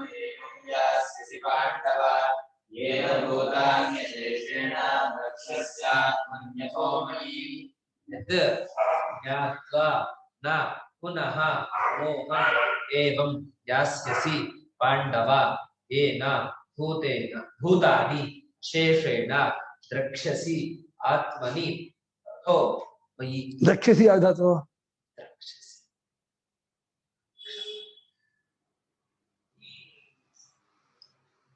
ದೃಶ್ಯ ಪ್ರೇಕ್ಷಣೆ. ಯಾವ ರೂಪ? ಹೌದಾ? ರಟ್ಟು ಮಧ್ಯಮ ಪುರುಷ. ಯತ್ನೇನೋ ಯಜ್ಞಾನಂ ಅಂತ ಅರ್ಥ. ಯಾವ ತತ್ವವನ್ನ ಅಲ್ಲ, ಯಾವ ಜ್ಞಾನವನ್ನ ನೀವು ಕಂಡುಕೊಂಡ್ರೆ ಮತ್ತೆ ಪುನಃ ಮತ್ತೆ ಏವಂ ಈ ರೀತಿಯಾಗಿ ಇವಾಗ ಹೊಂದಿದೆಯಲ್ಲ, ಅಹಮೇತೆ ಮಮ ಏತೇಷಾಂ, ನಾನು ಅವ್ರಿಗೆ ಸೇರಿದ್ದೀನಿ, ಅವರು ನಮ್ಗೆ ಸೇರಿದ್ದಾರೆ. ಅಹಂ ತೈರಿನ ಭೂತಃ ಕಿಂಕರಿಷ್ಯಾಮಿ ರಾಜ್ಯ ಸುಖಾದಿನ. ಅವ್ರು ಯಾರು ಇದೇ ಹೋದ್ರೆ ರಾಜ್ಯ ಸುಖ ಪಡ್ಕೊಂತಾನೆ ಏನ್ ಮಾಡ್ಬೇಕು? ವಿಶ್ವದ್ರೋಣಾದಿಗಳನ್ನ ಇಟ್ಕೊಂಡು ರಾಜ್ಯ ಸುಖವನ್ನು ಅನುಭವಿಸೋದು ಅರ್ಥ ಇದೆ. ಅವನ್ನೆಲ್ಲ ಕೊಂದ್ಬಿಟ್ಟು ರಾಜ್ಯ ಸುಖ ಅನುಭವಿಸುತ್ತಂದ್ರೆ ಯಾರು ಬೇಕು ಇದು ಅಂತ ಈ ರೀತಿ ಒಂದು ಮೋಹ ಹೊಂದಿದೆಯಲ್ಲ, ಈ ಮೋಹವನ್ನು ಮತ್ತೆ ನೀನು ಹೊಂದೋದಿಲ್ಲ ಅಂತ ಇದ್ದಾನೆ. ಇದನ್ನ ಮೋಹ ಅಂತ ಇದ್ದಾನೆ ಭಗವಂತ. ಎಲ್ಲಾ ನೆಂಟರಿಷ್ಟರೊಡನೆ ಬಂಧುಗಳೊಡನೆ ಸಂತೋಷವಾಗಿದ್ದು ರಾಜ್ಯ ಸುಖ ಅನುಭವಿಸೋದು, ಜಾಲಿಯಾಗಿರೋದು, ಒಟ್ಟಿಗೆ ಊಟ ಮಾಡೋದು, ತಮಾಷೆ ಮಾಡೋದು ಇದೆಯಲ್ಲಿ ಎಲ್ಲಾನು ಕೊಂದು ಹಾಕ್ಬಿಟ್ಟು ನೀನು ಒಬ್ಬನೇ ರಾಜ್ಯ ಆಗೋದು ಯಾತಕ್ಕೆ ಈ ರಾಜ್ಯ ಅಂತ ನೀನು ಅವನು ಆ ರೀತಿ ಒಂದು ಅರ್ಜುನ. ಭಗವಂತ ಅಂತಾನೆ ಇದು ಮೋಹ, ಇದು ಅವಿವೇಕ. ಏವಂ ಯಾ ಮೋಹಂ ಪುನಃ ಯಾಸತಿ. ಈ ರೀತಿಯಾದ ಮೋಹವನ್ನ ಮತ್ತೆ ಹೊಂದುವುದಿಲ್ಲವೋ ಇಲ್ಲಿ ಪಾಂಡವನೇ, ಇಲ್ಲಿ ಅರ್ಜುನೇ. ಏನ ಜ್ಞಾನೇನ, ಏನ ಆಚಾರ್ಯನ ಉಪದಿಷ್ಟೇನ ಜ್ಞಾನೇನ, ಏನ ಆಚಾರ್ಯನ ಏನ ಉಪದಿಷ್ಟೇನ ಜ್ಞಾನೇನ. ಎರಡು ಯಾವ ಆಚಾರ ಉಪದೇಶ ಮಾಡಿದ ಜ್ಞಾನದಿಂದ ಅಶೇಷೇನ ಒಂದೂ ಉಳಿಸಿದೆ ಎಲ್ಲಾ ಭೂತಗಳನ್ನು ನಿನ್ನಲ್ಲೂ ಕಾಣುತ್ತೀಯ ಮತ್ತು ಭಗವಂತನಲ್ಲೂ ಕಾಣುತ್ತೀಯ. ಮೈಯಿನ ನನ್ನಲ್ಲೇ ಭಗವಂತನೇ. ಅಂದ್ರೆ ಸರ್ವಭೂತೇಷು ಆತ್ಮಾನಂ ಸರ್ವಭೂತೇಷು ಆತ್ಮನಿ, ಅದು ಎಲ್ಲಾ ಭೂತಗಳೂ ನನ್ನಲ್ಲಿದೆ, ನಾನು ಎಲ್ಲಾ ಭೂತಗಳಲ್ಲೂ ಇದ್ದೀನಿ, ಎಲ್ಲವೂ ಪರಮಾತ್ಮನಲ್ಲಿದೆ, ಎಲ್ಲವೂ ನನ್ನಲ್ಲಿದೆ, ನಾನು ಪರಮಾತ್ಮನಲ್ಲಿದೆ. ಇನ್ನು ಮೂರು ಶಬ್ದವೇ ಹೊರತು ಮೂರಲ್ಲ, ವಸ್ತು ಅಲ್ಲ, ಒಂದೇನೆ ಮೂರು ಕಡೆಯನ್ನು ಹೇಳ್ತಾ ಇರೋದು. ಏನ ಜ್ಞಾನದಿಂದ ಎಲ್ಲಾ ಭೂತಗಳನ್ನು ಬ್ರಹ್ಮಾದಿ ಸ್ತಂಭ ಎಲ್ಲಾ ಭೂತಗಳನ್ನು ಆತ್ಮನಲ್ಲೇ ಕಾಣುವನಾಗಿರ್ತೀಯೋ, ಮತ್ತು ಆತ್ಮನಲ್ಲಿಂದ ನಿನ್ನ ದೇಹದಲ್ಲ, ನಿನ್ನ ನಿಜವಾದ ಸ್ವರೂಪವಾದ ಪರಮಾತ್ಮನಲ್ಲಿ ಕಾಣುವನಾಗ್ತೀಯೋ ಅಂಥ ಜ್ಞಾನವನ್ನ ಪಡ್ಕೊಂಡವನಾದರೆ ಮತ್ತೆ ನೀನು ಮೋಹಗೊಳ್ಳೋದಿಲ್ಲ, ಮತ್ತೆ ಈ ಭ್ರಾಂತಿ ನೀನು ಬರೋದಿಲ್ಲ. ಆದ್ರಿಂದ ಅಂಥ ಗುರುಗಳನ್ನು ನೀನು ಆಶ್ರಯಿಸ್ಕೋಬೇಕು. ಅದು ಗುರುವಿಗೆ ಲಕ್ಷಣ ಅಂತ.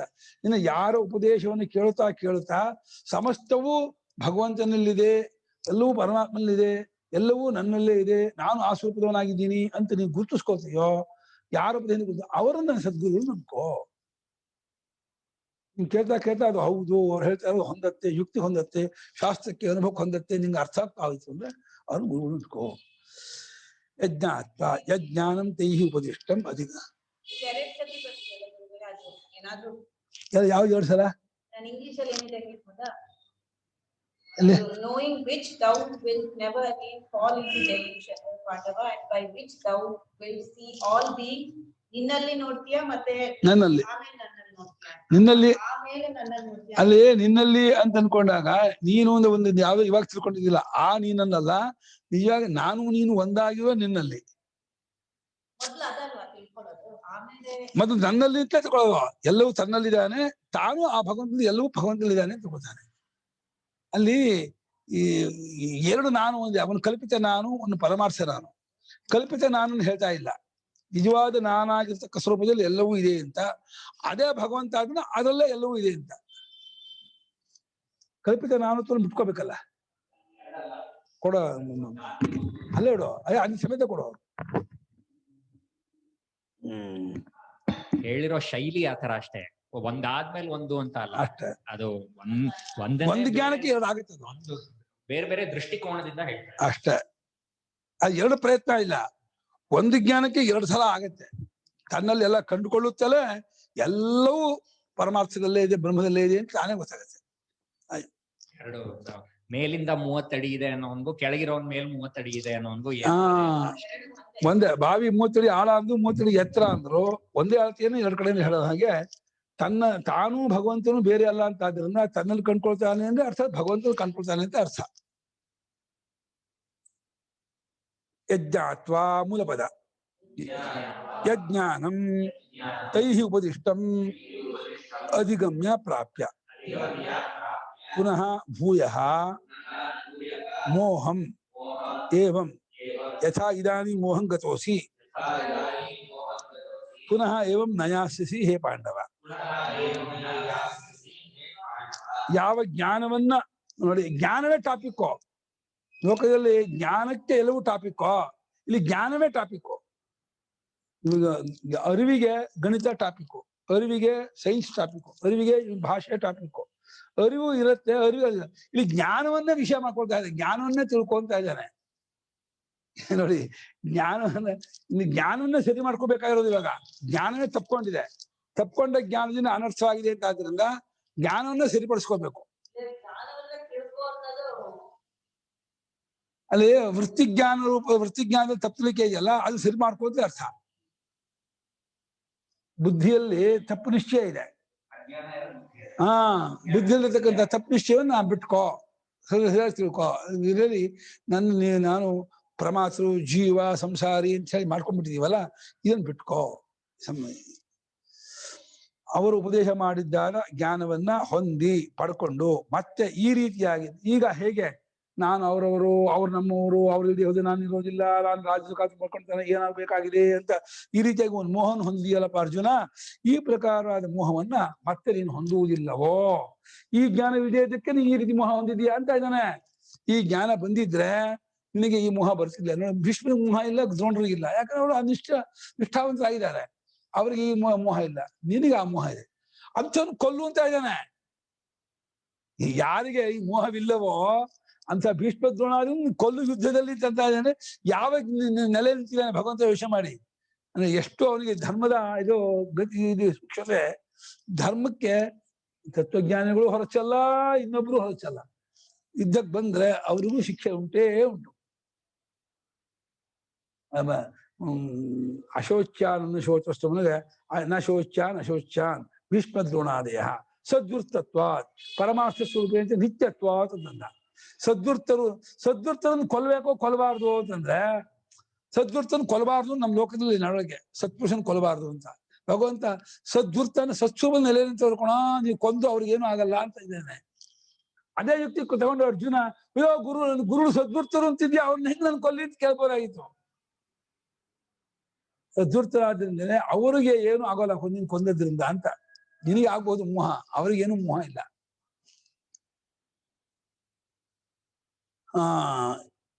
ಈ ರೀತಿ ಮೋಹವನ್ನ ಮತ್ತೆ ಹೊಂದೋದಿಲ್ಲ. ಕಿಂಚ ಏನ ಜ್ಞಾನೇನ ಭೂತಾನಿ ಅಶೇಷೇಣ ಬ್ರಹ್ಮಾದೀನಿ ಸ್ತಂಭ ಪರ್ಯಂತಾನಿ ದ್ರಕ್ಷ್ಯಸಿ ಸಾಕ್ಷಾತ್ ಆತ್ಮನಿ ಪ್ರತ್ಯಗಾತ್ಮನಿ ಮತ್ಸಂಸ್ಥಾನಿ ಇಮಾನಿ ಭೂತಾನಿ ಇತಿ ಅಥೋ ಅಪಿ ಮಯಿ ವಾಸುದೇವೇ ಪರಮೇಶ್ವರೇ ಚ ಇಮಾನಿ ಇತಿ. ಯಾವ ಜ್ಞಾನದಿಂದ ಭೂತಗಳನ್ನ ಅಂದ್ರೆ ಒಂದು ಉಳಿಸಿದೆ, ಚತುರ್ಮುಖ ಬ್ರಹ್ಮ ಅಂತ ಹೇಳಿದ್ರು ಒಂದು ಹುಲ್ಲು ಕಟ್ಟಿಯವರೆಗಿರ್ತಕ್ಕಂಥ ಎಲ್ಲಾ ಭೂತಗಳನ್ನು ನಿನ್ನಲ್ಲಿ ಕಾಣುತ್ತೀಯೋ, ಎಲ್ಲವೂ ನನ್ನಲ್ಲೇ ತೋರ್ತಾ ಇದೆ, ನನ್ನಲ್ಲೇ ಇದೆ, ನನ್ನಲ್ಲೇ ಅಡಗತ್ತೆ, ನಾನೇ ಆಗಿದ್ದೀನಿ. ನಾನು ವಾಸುದೇವ ಭಗವಂತ ಬೇರೆ ಅಲ್ಲ, ತನ್ನನ್ನ ಅಲ್ಲಿ ಮರ್ಜ್ ಮಾಡ್ಕೊಂಡ, ಅವುಗಳೆಲ್ಲವನ್ನೂ ತನ್ನ ಮರ್ಜ್ ಮಾಡ್ಕೊಂಡ. ಹಾಗೆ ಎಲ್ಲಾ ಭೂತಗಳನ್ನು ಬ್ರಹ್ಮಾದಿ ಸ್ತಂಭ ಪರ್ಯಂತವಾದ ಎಲ್ಲಾ ಭೂತಗಳನ್ನು ನಿನ್ನಲ್ಲಿ ಕಾಣುವಿಯೋ, ಸಾಕ್ಷಾತ್ ಆಗಿ ಅಲ್ಲಿ ಕಾಣುವುದಿಲ್ಲ, ಭಾವನೆ ಅಲ್ಲ ಅನ್ಕೋದ್ರೆ ಸಾಕ್ಷಾತ್ ಆಗಿದ್ರು, ನೇರ ಅನುಭವಿಸ್ತೀವೋ ಅಂತ.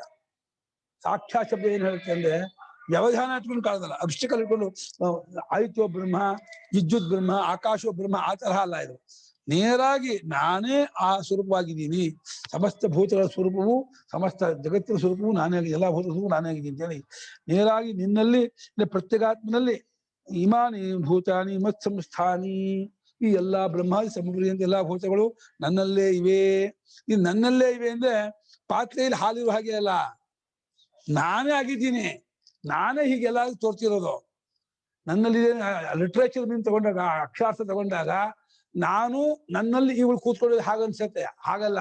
ನನ್ನಲ್ಲಿ ನನ್ನನ್ನು ಬಿಟ್ಟು ಅವಳು ಇಲ್ಲವೇ ಇಲ್ಲ, ನನಗೆ ಎಲ್ಲ ಹೆಸರು ಭೂತಗಳು ಅಂತ. ಎಲ್ಲಾ ಭೂತಗಳು ನಾನೇ ಆಗಿದ್ದೀನಿ, ನಾನು ಎಲ್ಲಾ ಭೂತಗಳು ಎರಡು ಇಲ್ಲವೇ ಇಲ್ಲ. ಶಬ್ದ ಎರಡೇ ಹೊರತು ಇರೋ ಒಂದೇ ತತ್ವವೇ ಎರಡಾಗಿ ತೋರ್ತಾ ಇದೆ. ಹಾಗಾಗಿ ಎಲ್ಲವೂ ನನ್ನಲ್ಲಿ ಇದೆ ಅನ್ನುವಂತ ವಾದಕ್ಕೆ ಅಕ್ಷಾಸ ತಗೊಂಡ್ಕೊಳ್ಳೇನಿಯೇ ಆಧಾರಾಧೇಯ ಭಾವ ತಂದ್ಬಿಡುತ್ತೆ. ಇಲ್ಲಿ ಆಧಾರಾಧೇಯ ಭಾವ ಇಟ್ಬಿಡಿ ಅನ್ಸತ್ತೆ. ಅದು ನಮ್ಗೆ ಆ ಅಕ್ಷರಾರ್ಥ ತಗೊಂಡ್ಕೊಂಡು ಆಧಾರಾಧ ಮನೆಯಲ್ಲಿ ನಾವಿದು ಹಾಗೇನೆ ಎಲ್ಲವೂ ನನ್ನಲ್ಲಿ ಇರುತ್ತೆ ಅನ್ನೋದು ಹೆಂಗೆ ಅನ್ನೋದು. ಹಂಗಲ್ಲ, ಇವಾಗ ನನ್ನಲ್ಲಿ ತೋರ್ತಾ ಇದೆ ಅಂದ್ರೆ ನನ್ನನ್ನು ಬಿಟ್ಟು ಈಗ ಅಸ್ತಿತ್ವ ಇಲ್ಲ ಅಂತ ಅರ್ಥ. ಇವಾಗ ನಾನು ಅರಿವನ್ನು ಡಿಸ್ಕಟ್ ಮಾಡಿದೆ ಇದು ಇರೋದೇ ಇಲ್ಲ. ಈ ಕನಸಿನ ಪ್ರಪಂಚ ಹೇಗೆ ಎಚ್ಚಕ್ಕೆ ಬಂದ್ಮೇಲೆ ಇರೋದೇ ಇಲ್ವೋ, ಅಥವಾ ಕನಸಿಗೆ ಹೋದಾಗ ಎಚ್ಚ ಪ್ರಪಂಚ ಇರೋದಿಲ್ವೋ, ಹಾಗೆ ಈ ಎಲ್ಲವೂ ಕೂಡ ಅರಿವನ್ನು ಬಿಟ್ಟು ಯಾವುದೂ ಇಲ್ಲ ಅಂತ. ಆದ್ರಿಂದ ಅರಿವಿಗೆ ಎಲ್ಲ ಜಗತ್ತು, ನಾಮರೂಪ, ಪಂಚಭೂತ ಎಲ್ಲವೂ ಸರ್ವಂತ ಪ್ರಜ್ಞಾನೇತ್ರಂ ಪ್ರಜ್ಞಾನೇತ್ರೋ ಲೋಕ ಪ್ರಜ್ಞಾ ಪ್ರತಿಷ್ಠಾ ಪ್ರಜ್ಞಾನಂ ಬ್ರಹ್ಮ ಶ್ರುತಿ ಎಲ್ಲವೂ ಅರಿವಿಗೆ ಹೆಸರು. ಅರಿವು ಬಿಟ್ಟು ಯಾವುದೂ ಇಲ್ಲ. ಅರಿವನ್ನೇ ಅರಿತಿರೋದು ನಾವು. ಅನುಪಮಾನು ಅರಿವನ್ನು ಅರಿತಾ ಇದೆ. ಅರಿವು ಬಿಟ್ಟು ಅನುಪಮಾನ ತೋರ್ಸಕ್ಕಾಗಲ್ಲ, ಇರೋದೇ ಇಲ್ಲ. ಎಲ್ಲಿವರೆಗೆ ಅರಿವು, ಎಲ್ಲಿವರೆಗೆ ಅನುಪಮಾನ ಬಿಡ್ಸಕ್ಕಾಗಲ್ಲ, ಬೈಫಿಕೇಶನ್ ಮಾಡಕ್ಕಾಗಲ್ಲ. ಎಲ್ಲಿವರೆಗೆ ಮಂಜುಗಡ್ಡೆ, ಎಲ್ಲಿವರೆಗೆ ನೀರು ಹೇಗೆ ಬಿಡ್ಸಕ್ಕಾಗಲ್ವೋ, ಮಂಜುಗಡ್ಡೆ ನೀರೇ ಮಂಜುಗಡ್ಡೆ ತೋರ್ತಾ ಇದೆಯೋ, ಅರಿವೇ ತತ್ವಲಿಕೆಯಿಂದ ನಾಮರೂಪಾತ್ಮ ತೋರ್ತಾ ಇದೆ. ಅದು ಬಹಳ ಆಶ್ಚರ್ಯ.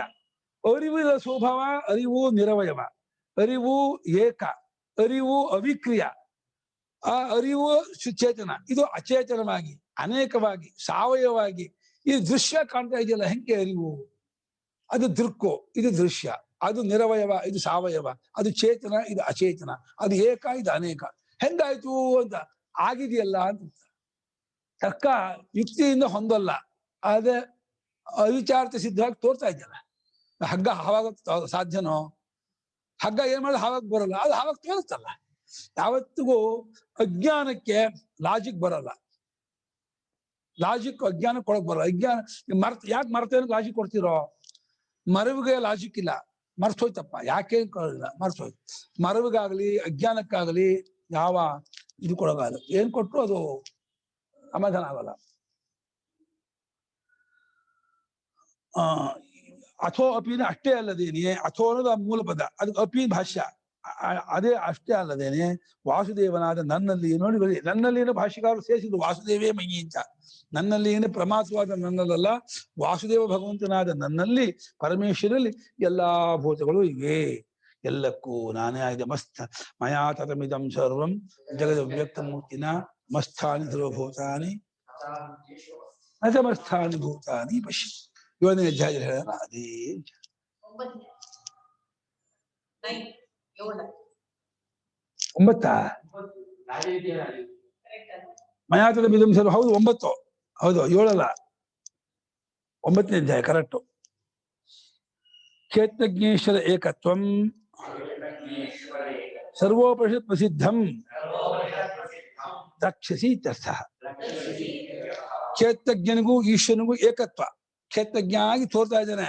ಕ್ಷೇತ್ರಜ್ಞ ಸಾಕ್ಷಾತ್ ಘಟಾಕಾಶವಾಗಿ ತೋರ್ತಾ ಇರುವ ಆಕಾಶ ಹೇಗೆ ಮಹಾಕಾಶವೆಯೋ, ಈ ಜೀವನಾಗಿ ತೋರ್ತಾ ಇರುವ ಆತನು ಸಾಕ್ಷಾತ್ ಪರಮೇಶ್ವರನೇ.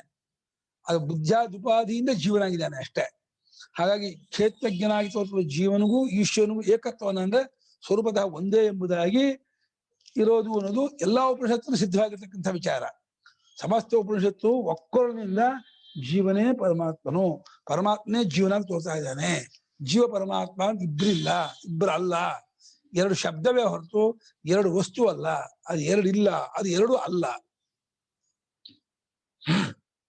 ಜೀವೇಶ್ವರ ಏಕತ್ವವನ್ನ ಎಂಥದ್ದು ಎಲ್ಲಾ ಉಪನಿಷತ್ತುಗಳು ಪ್ರಸಿದ್ಧವಾಗಿರ್ತಕ್ಕದ್ದನ್ನ ನೀನು ಕಂಡುಕೊಳ್ತೀಯ. ಆವಾಗ ಆ ಜ್ಞಾನ ಉಂಟಾಗುತ್ತಲೇ ಇಂಥ ಏಕತ್ವವನ್ನು ಕಂಡುಕೊಳ್ತೀಯ. ಕಂಡುಕೊಂಡ ಸಮಯದಲ್ಲಿ ಮುಕ್ತರಾಗ್ಬಿಡ್ತೀಯ. ಮುಕ್ತರಾದವನೇ ಮುಕ್ತಿ ಗುರುತಿಸ್ಕೊತೀಯ. ಪರಮಾತ್ಮನೇ ಜ್ಞಾನಿಯ ಆತ್ಮನಾದ್ದರಿಂದ ಆತ್ಮನಲ್ಲಿ ಸಕಲವನ್ನು ಕಾಣುವುದೆಂದರೂ ವಾಸುದೇವನಲ್ಲಿ ಸಕಲವನ್ನು ಕಾಣುವುದೆಂದರೂ ಒಂದೇ. ಅದು ಈಶಾವಾಸ್ಯ. ಮಸ್ಥಾನ ಅದೇ ಕೊಟ್ಟಲ್ಲ, ಮಸ್ಥಾನ 1, 4, 13 2 ಕ್ಷೇತ್ರ. ಎಲ್ಲ ಕಡೆ ಒಂದೇ ತತ್ವವನ್ನೇ ಬೇರೆ ಬೇರೆ ಬೇರೆ ಬೇರೆ ಶಬ್ದಗಳಿಂದ ಬೇರೆ ಬೇರೆ ಮೆಥಡ್ ಹೇಳ್ತಾ ಹೋಗ್ತಾನೆ. ಹೀಗೆ ಹೇಳಿದ್ರೆ ಗೊತ್ತಾಗುತ್ತನೋ, ಹೀಗೆ ಹೇಳಿದ್ರೆ ಅರ್ಥ ಆಗುತ್ತನೋ ಅಂತ ಅರ್ಥ ಮಾಡಿಸ್ಕೊಳ್ಳೋದು ಮುಖ್ಯವಾದ್ರಿಂದ ಒಂದು ಲೆಕ್ಕವನ್ನು ಹೇಗೆ 3-4 ತರಹ ಮಾಡಿಕೊಟ್ಟು ಅರ್ಥ ಮಾಡಿಸ್ಕೊಡ್ತಾರೋ ಅದೇ ರೀತಿ ಈ ತತ್ವಕ್ಕೆ ಅನೇಕ ಉಪಾಯ. ಅಷ್ಟು ತರಹ ತಪ್ಪಿಸ್ಕೊಂಡಿದೀವಲ್ಲ, ಎಷ್ಟು ತರಹ ತಪ್ಪಿಸ್ಕೊಂಡಿದ್ರು ಅಷ್ಟು ತಪ್ಪಲಿಕ್ಕೆ ಕಡೆಯಿಂದಲೂ ಬರ್ತಾರೆ ತಿಳಿಸ್ಕೊಡಕ್ಕೆ. ಇವು ಆಶ್ಚರ್ಯ ಆಗುತ್ತೆ ಅಂದ್ರೆ 1 ಲೆಕ್ಕಕ್ಕೆ 3-4 ಮೆಥಡ್ ಇರುತ್ತೆ ಹೊರತು 100 ಮೆಥಡ್ ಇರಲ್ಲ. ಈ ತತ್ವಕ್ಕೆ 100 ಮೆಥಡ್ ತಿಳಿಸ್ಕೊಡಕ್ಕೆ. ಅದ್ ಹೆಂಗ್ ಬಂತು ಅಂದ್ರೆ 100 ತರಹ 1000 ತರಹ ತಪ್ಪಿಸ್ಕೊಂಡಿದೀವಲ್ಲ, ಅಷ್ಟು ತಪ್ಪಲಿಕ್ಕೆ ಕಡೆಯಿಂದ ಬಂದಾಗ ಅಷ್ಟು ತರಹ ತೋರುತ್ತದೆ. ಆತ್ಮನನ್ನೇ ಪಂಚಕೋಶ ಅಂತ ತಪ್ಪಿಕೊಂಡಿದೀವಿ, ಆತ್ಮನ್ನೇ ಅವಸ್ಥಾತ್ರಯ ಅಂತ ತಪ್ಪಿಕೊಂಡಿದೀವಿ, ಆತ್ಮನನ್ನೇ ಸಾಮಾನ್ಯ ವಿಶೇಷ ಅಂತ, ಆತ್ಮನ್ನೇ ಕಾರ್ಯಕಾರಣ ಅಂತ. ಇದು ಪ್ರಕ್ರಿಯೆ ಅಂತ ಅನ್ಕೊಂಡು ನಮ್ಗೆ ಏನೋ ಪ್ರಕ್ರಿಯೆ ಮಾಡೋ ಏನೋ ಮಾಡ್ತಾ ಇದ್ದಾರೆ ಅಂತ ನಾವು ತಪ್ಪು ತಿಳ್ಕೊಂಡಿದ್ದಕ್ಕೆ ಒಂದು ವ್ಯವಸ್ಥೆ ಮಾಡಿ ತಿಳಿಸ್ಕೊಡ್ತಾ ಇದ್ದಾರೆ, ಟ್ರ್ಯಾಕ್ ಹಾಕ್ತಾ ಇದ್ದಾರೆ. ಅದು ಗುರಿ ಸೇರ್ಬೇಕಾದಾಗ ಅದೇ ಪರಮಾರ್ಥ ಸ್ವರೂಪ. ಅದಕ್ಕೆ ಕಾರ್ಯಕಾರಣ ಅಂತ ಒಂದು ಟ್ರ್ಯಾಕ್ ಹಾಕ್ತಾರೆ, ಪಂಚಕೋಶ ಟ್ರ್ಯಾಕ್. ಇದು ನಮ್ಗೆ ಅನುಭವ, ನಾನು ಎಚ್ಚರ ಕಸು ನಿದ್ದೆ ಅನುಭವಿಸ್ತಾ ಇದ್ದೀನಲ್ಲ, ಇದನ್ನೇ ಉಪಾಯವಾಗಿ ಇಟ್ಕೊಂಡು ಇದನ್ನು ಪೂರ್ತಿ ವ್ಯಾಪಕವಾಗಿ ತಗೊಂಡು ಇದಕ್ಕೆ ಮೂಲ ರೂಪ ಯಾವುದು ಅಂತ ತೋರಿಸ್ತಾ ಅಲ್ಲಿ ಕರ್ಕೊಂಡು ಹೋಗ್ತಾರೆ. ವಿಚಿತ್ರ ಶೈಲಿ ಅದು. ಇವಾಗ ಈ ಜ್ಞಾನವನ್ನು ಹೇಳ್ಬಿಟ್ಟು ಈ ಜ್ಞಾನ ಹೊಗಳ್ಬೇಕು. ಯಾಕಂದ್ರೆ ಹೊಗಳದೆ ಹೋದ್ರೆ ಪ್ರವೃತ್ತಿ ಆಗೋಲ್ಲ ಜನರಿಗೆ. ಯಾವುದನ್ನ ಇವಾಗ ಮೈಸೋಪನ್ನ ತುಂಬಾ ಇದು ಕೊಡದೆ ಹೋದ್ರೆ, ಅಡ್ವರ್ಟೈಸ್ ಕೊಡದೆ ಹೋದ್ರೆ ಯಾರು ಕೊಂಡ್ಕೊಳ್ಳಲ್ಲ. ಅಡ್ವರ್ಟೈಸ್ ಹಾಗೆ ಇದು ಅಲ್ಲದು ಸುಳ್ಳಾಗಿರುತ್ತೆ. ಇದು ಸುಳ್ಳಾದ ಅಡ್ವರ್ಟೈಸ್ಮೆಂಟ್ ಅಲ್ಲ, ಅದು ಜನರಿಗೆ ಪ್ರವೃತ್ತಿ ಆಗಲಿ ಅಂತ ಹೇಳ್ಬಿಟ್ಟು ಕಿಂಚ ಏತಸ್ಯ ಜ್ಞಾನಸ್ಯ ಮಾಹಾತ್ಮ್ಯಂ. ಮತ್ತು ಏನಪ್ಪಾ ಅಂದ್ರೆ ಈ ಜ್ಞಾನದ ಮಾಹಾತ್ಮ್ಯ ಇನ್ನು ವಿಭೂತಿ, ಹೆಚ್ಚುಗಾರಿಕೆ, ಒಂದು ವಿಶೇಷತೆ ಏನು ಅದಕ್ಕೆ. ಈ ಜ್ಞಾನ ಪಡ್ಕೊಂಡ್ಬಿಟ್ರೆ ಎಷ್ಟೆಲ್ಲ ಪಾಪ ಮಾಡಿರೋ ನೀನು ದಾಟೋಗ್ಬಿಡ್ತೀಯ. ಒಂದು ಸೋಂಕೋದೇ ಇಲ್ಲ. ಹತ್ವಾಪಸ ಇಮಾನ್ ಲೋಕ ನಹಂತಿ ನನಿಬದ್ಧಿ. ಈ ಲೋಕವನ್ನೇ ಕೊಂದು ಹಾಕ್ಲಿ, ಸುಟ್ಟಾಕ್ಲಿ, ಏನು ಆಗಲ್ಲ. ಅಲ್ಲಲ್ಲ, ಜ್ಞಾನ ಹೊಗಳಕ್ಕೋಸ್ಕರಾಗಿ ನಿಜವೇ. ಹಾ ಅಂದ್ರೆ ಎಷ್ಟೊಂದು ಕಾನ್ಫಿಡೆನ್ಸ್ ಕೊಡ್ತಾ ಇದ್ದಾರೆ ಅಂದ್ರೆ, ಇವು ಇಷ್ಟೆಲ್ಲ ಪಾಪ ಮಾಡಿದೀನಿ, ನಂಗೆ ಏನು ಮತ್ತೆ ರೆಮಿಡಿಯೇ ಇಲ್ವಾ ಅಂತ ಖಂಡಿತ ಇದೆ. ಅವ್ರು ಹೇಳ್ತಾರೆ ನಿಮ್ಮ ಕ್ರಿಶ್ಚಿಯನ್ನಲ್ಲೂ ಮುಸಲ್ಮಾನರು ನಿಮ್ಮ ಹಿಂದೂದಲ್ಲಿ ಪ್ರಾಯಶ್ಚಿತ್ವ ಇಲ್ಲ ಹೇಗೆ ನಮ್ಮಷ್ಟು ಪ್ರಾಯಶ್ಚಿತ್ವ ನಿಮ್ಗೆ ತೋರ್ಸೋಕೆ ಆಗಲ್ಲ, ಕೊಡೋಕೆ ಆಗಲ್ಲ. ಅವ್ರೇನೋ ವಾರ ಹೋಗಿ ತಲಾಕ್ ಹಾಕೊಂಡ್ಬಿಟ್ರೆ ಎಲ್ಲ ಹೋಯ್ತು ಅಂತಾರೆ. ಅದ್ರಲ್ಲಿ ಎಂಥದ್ದು ಹೋಗಲ್ಲ, ಭ್ರಾಂತಿ ಅದು. ತಲಾಕ್ ಅಂದ್ಬಿಟ್ರೆ ಯಾವ ಪಾಪ ಹೋಗಲ್ಲ, ಏನು ಇದು ಹೋಗಲ್ಲ ಅದು. ಡೈವರ್ಸ್ ಇನ್ನೊಂದು ಹೇಳ್ತಾರಪ್ಪ, ಏನೋ ಒಂದು ವಾರ ಹೋಗ್ಬಿಟ್ಟು ಪಾದ್ರಿ ಹತ್ರ ಹೋಗ್ಬಿಟ್ಟು ಹೇಳ್ಕೊಂಡ್ ಬಂದ್ಬಿಟ್ರೆ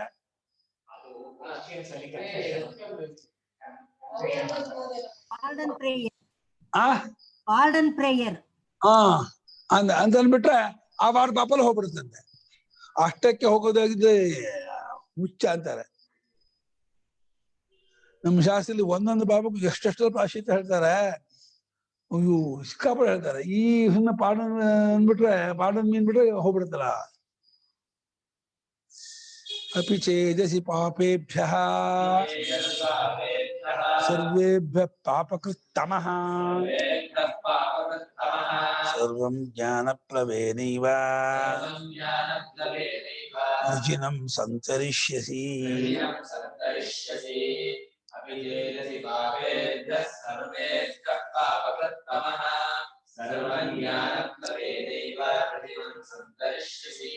ಅಪಿ ಚೇತ್ ಅಸಿ ಪಾಪೇಭ್ಯಃ ಸರ್ವೇಭ್ಯಃ ಪಾಪಕೃತ್ತಮಃ ಸರ್ವಂ ಜ್ಞಾನಪ್ಲವೇನ ಏವ ವೃಜಿನಂ ಸಂತರಿಷ್ಯಸಿ.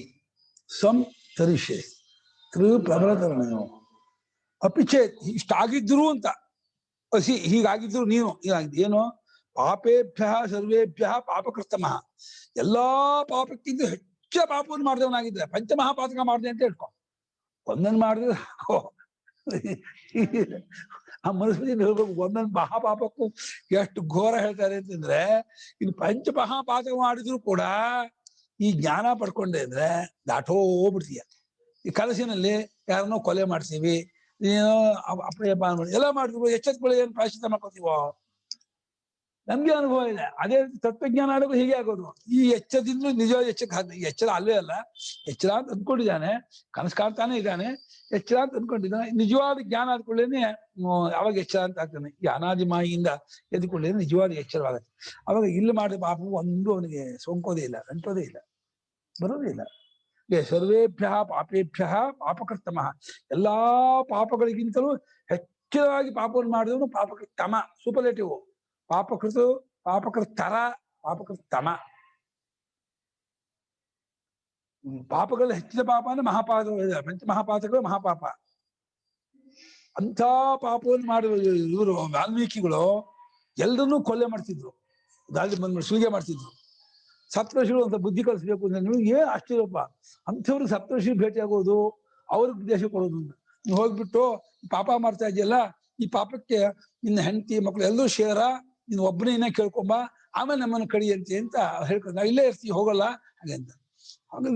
ಹಾಗಾಗಿ ಹೋಗ್ತಾನೆ, ಕೇಳ್ತಾನೆ, ನೀನು ನಮ್ ಸಾಕೋ ನಿನ್ ಡ್ಯೂಟಿ, ನೀನ್ ತಂದು ಏನು ತಂದು ಹಾಕಿ ನಾವು ಅದನ್ನ ಅಡುಗೆ ಮಾಡ್ತೀವಿ, ಪಾಪಕ್ಕೆಲ್ಲ ನಾವು ಗುರಿ ಅಲ್ಲ, ಅದು ನಿಂದು ಅಂದ್ಬಿಟ್ರು.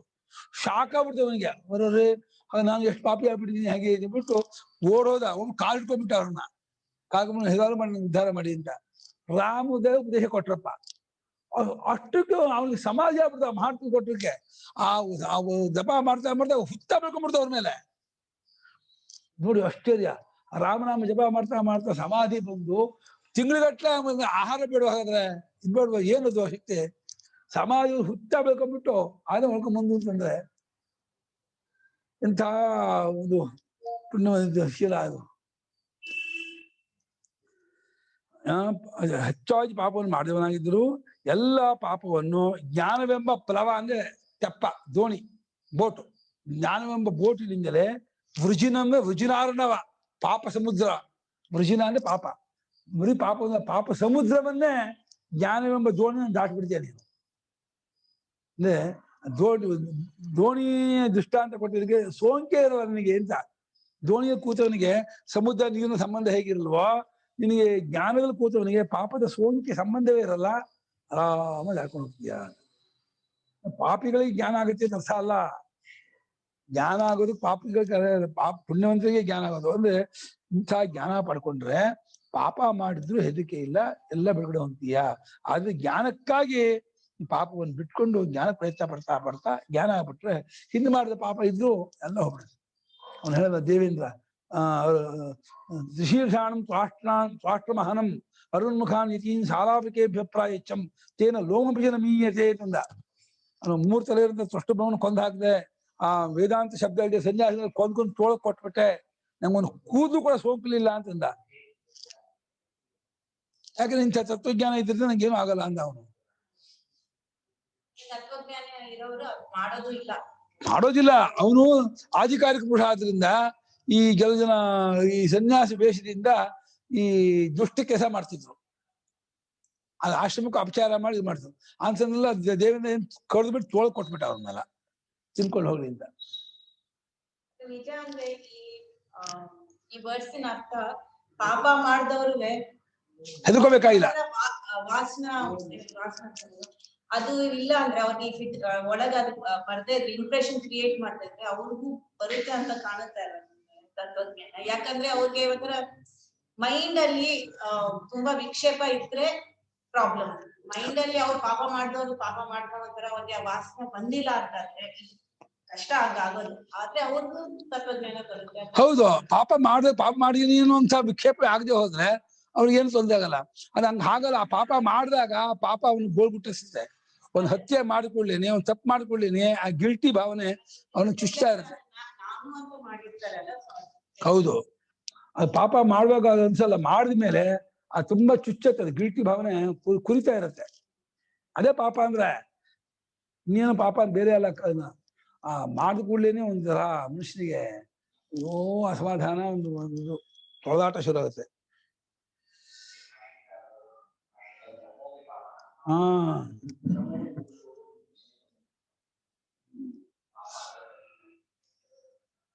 अपि चेदसि पापेभ्यः पापकृद्भ्यः सर्वेभ्यः अतिशयेन पापकृत्तमः सर्वं ज्ञानप्लवेनैव ज्ञानमेव प्लवं कृत्वा मृजिनं मृजिनार्णवं ಪಾಪಸಮುದ್ರಂ ಸಂತರಿಷ್ಯಸಿ. ಪಾಪಕ್ಕಿಂತಲೂ ಹೆಚ್ಚಿನ ಪಾಪಕ್ಕಿಂತಲೂ ಪಾಪವನ್ನು ಮಾಡಿದವನಾಗಿದ್ದರೆ ಅಪಿ ಚೇತ್ ಅಸಿ, ಹಾಗಿದ್ದರೂ ಕೂಡ ಅಂತ, ಆ ರೀತಿ ಆದವನಾಗಿದ್ದರೂ ಕೂಡ ಅಂತ ಅರ್ಥ. ಅಪಿ ಆಗಿದ್ದರು ಅಂತ, ಚೇತ್ ಒಂದು ವೇಳೆ, ಅಸಿ ಆಗಿದ್ದರು ಅಂತ. ಚೇತ್ ಅನ್ನೋದು ಒಂದು ವೇಳೆ ಅರ್ಥ ಹೇಳುತ್ತೆ. ಒಂದು ವೇಳೆ ಪಾಪಕೃತ ಅಸಿ, ಪಾಪವನ್ನು ಮಾಡಿದವನಾಗಿದ್ದರೆ. ಯಾವ ಪಾಪ? ಪಾಪೇಭ್ಯ ಪಾಪಕೃತ, ಪಾಪಕ್ಕಿಂತಲೂ ಹೆಚ್ಚು ಪಾಪ ಮಾಡಿದವನು. ಪಾಪ ಮಾಡಿದವರಿಗಿಂತಲೂ ಹೆಚ್ಚು ಪಾಪ ಮಾಡಿದವನು ಪಾಪಿಗಳಿಗಿಂತ ಹೆಚ್ಚು ಪಾಪಿಯಾಗಿದ್ದರೆ ಅಂತ. ಸರ್ವೇಭ್ಯ ಅತಿಶಯವಾಗಿ ಪಾಪವನ್ನು ಮಾಡಿದವನು ಪಾಪಕರ್ತವನು ಹಾಗಾಗಿದ್ದವನಾಗಿದ್ದರು ಆ ಎಲ್ಲಾ ಪಾಪವನ್ನು ಕೂಡ ಜ್ಞಾನವೆಂಬ ಪ್ಲವ ಅಂದ್ರೆ ಪ್ಲವತೆಯಲ್ಲಿ ತೇಲೋದು ಅಂತ. ಪ್ಲವರತರಣಯೋಹ, ಪ್ಲವತೆಯಲ್ಲಿ ತೇಲುತ್ತದೆ ಅಂತ. ನೀರು ತೇಲುವಂಥದ್ದು ಯಾವುದು? ಅದೆಲ್ಲ ಪ್ಲವ. ಬೋಟ್, ದೋಣಿ ಇರ್ಬೋದು, ತೆಪ್ಪ ಇರ್ಬೋದು, ಉಕ್ಕಳ ಇರ್ಬೋದು, ಹಡಗಿರ್ಬೋದು, ಯಾವುದೇ ತಗೊಳ್ಳಿ. ಅದೆಲ್ಲವನ್ನು ಜ್ಞಾನವೆಂಬ ದೋಣಿಯಿಂದಲೇ ಅದನ್ನೇ ದೋಣಿಯನ್ನಾಗಿ ಮಾಡಿಕೊಡು. ಜ್ಞಾನವನ್ನೇ ದೋಣಿ ರೂಪಕ. ಅದು ದೋಣಿಯಿಂದ ಹೇಗೆ ನದಿ ಸಮುದ್ರ ದಾಟ್ತೀವೋ ಜ್ಞಾನದಿಂದ ಪಾಪವನ್ನು ದಾಟ್ತಾನೆ. ಅದನ್ನ ಜ್ಞಾನವನ್ನ ದೋಣಿ ಅಂತ ರೂಪಕ ಮಾಡ್ತಾ ಇದ್ದಾರೆ. ರುಜಿನಾರ್ಣವಾನೆ ಪಾಪ ಸಮುದ್ರವನ್ನೇ ದಾಟ್ಬಿಡ್ತಾನೆ. ದಾಟ್ಬಿಡ್ತೀಯಾ ನೀನು? ಅದು ನಿಂದಿದ್ದಾನೆ, ರಸೀತಾನೆ, ದಾಟುವಾಗುತ್ತೀಯಾ? ಪಾಪನ ದಾಟಿದ ಪುಣ್ಯ ಇರುತ್ತಲ್ಲ, ಪುಣ್ಯದಿಂದ ಜನ್ಮ ಬರುವುದಲ್ಲ ಅಂತ ಅದಕ್ಕೆ ಉತ್ತರ ಕೊಡ್ತಾರೆ. ಧರ್ಮೋಪಿ ಯಹ ಮುಮುಕ್ಷೋಹ ಪಾಪ ಮುಚ್ಯತೆ. ಇಹ ಅಂದ್ರೆ ಈ ಪ್ರಕರಣದಲ್ಲಿ, ಈ ಕಾಂಟೆಕ್ಸ್ಟ್ ಅಲ್ಲಿ ಮುಮುಕ್ಷುವಿಗೆ ಧರ್ಮವನ್ನು ಪುಣ್ಯವನ್ನು ಪಾಪ ಅಂತ ಹೇಳ್ತಾ ಇದ್ದಾನೆ. ಯಾಕಂದ್ರೆ ಜನ್ಮ ತಂದು ಕೊಡುತ್ತಲ್ಲ, ಯಾವ್ಯಾವ್ದು ಬಂಧವನ್ನು ಉಂಟು ಮಾಡುತ್ತೋ, ಜನ್ಮ ಉಂಟು ಮಾಡುತ್ತೋ ಅದೆಲ್ಲ ಪಾಪ. ಹಾಗಾದ್ರೆ ದೇವತಾ ಜನ್ಮ ಬರಲಿ, ಬೇರೆ ಗಂಧರ್ವಕ್ಕಿಂತ ಬರಲಿ, ಯಾವುದೇ ಜನ್ಮ ಬರಲಿ, ದೇಹಾಭಿಮಾನವೇ ಒಂದ್ ರೀತಿ ತಾನಲ್ಲದ್ದು. ತಾನಲ್ಲದ್ದನ್ನು ತಾನು ಅಂದ್ಕೊಳ್ಳೋದು ಪಾಪ. ಅದು ಉಪಾಧಿಗಳು ತಾನಲ್ಲ, ಅದನ್ನು ತಾನು ಅಂದ್ಕೊಳ್ಳೇಬೇಕು. ಅದಕ್ಕೆ ಆಪ್ಷನ್ನೇ ಇಲ್ಲ, ವಿಧಿಯೇ ಇಲ್ಲ, ಅವನಿಗೆ ಮಾಡ್ಕೊಳ್ಳೇಬೇಕಾಗತ್ತೆ. ಅದು ತಾನಲ್ಲದನ್ನು ತಾನು ಅಂದ್ಕೊಳ್ಳೋದು ಒಂದು ಇರ್ತಾನೆ ಪನಿಷ್ಮೆಂಟು. ಅದು ಪಾಪ. ಅದು ಪನಿಷ್ಮೆಂಟ್ ಎಲ್ಲ ಪಾಪ ಇದ್ದಾನೆ. ನಾವ್ಯಾಕೆ ಅದನ್ನ ನಾನು ಅನ್ಕೋಬೇಕು? ನಾನಲ್ಲದನ್ನ ಅದಷ್ಟನ್ನು ಪುಣ್ಯವನ್ನು ಕೂಡ ಮೀರಿದವನಾಗ್ತಾನೆ, ದಾಡ್ದವನಾಗ್ತಾನೆ. ಟೈಮ್ ಆಗೋಯ್ತಾ?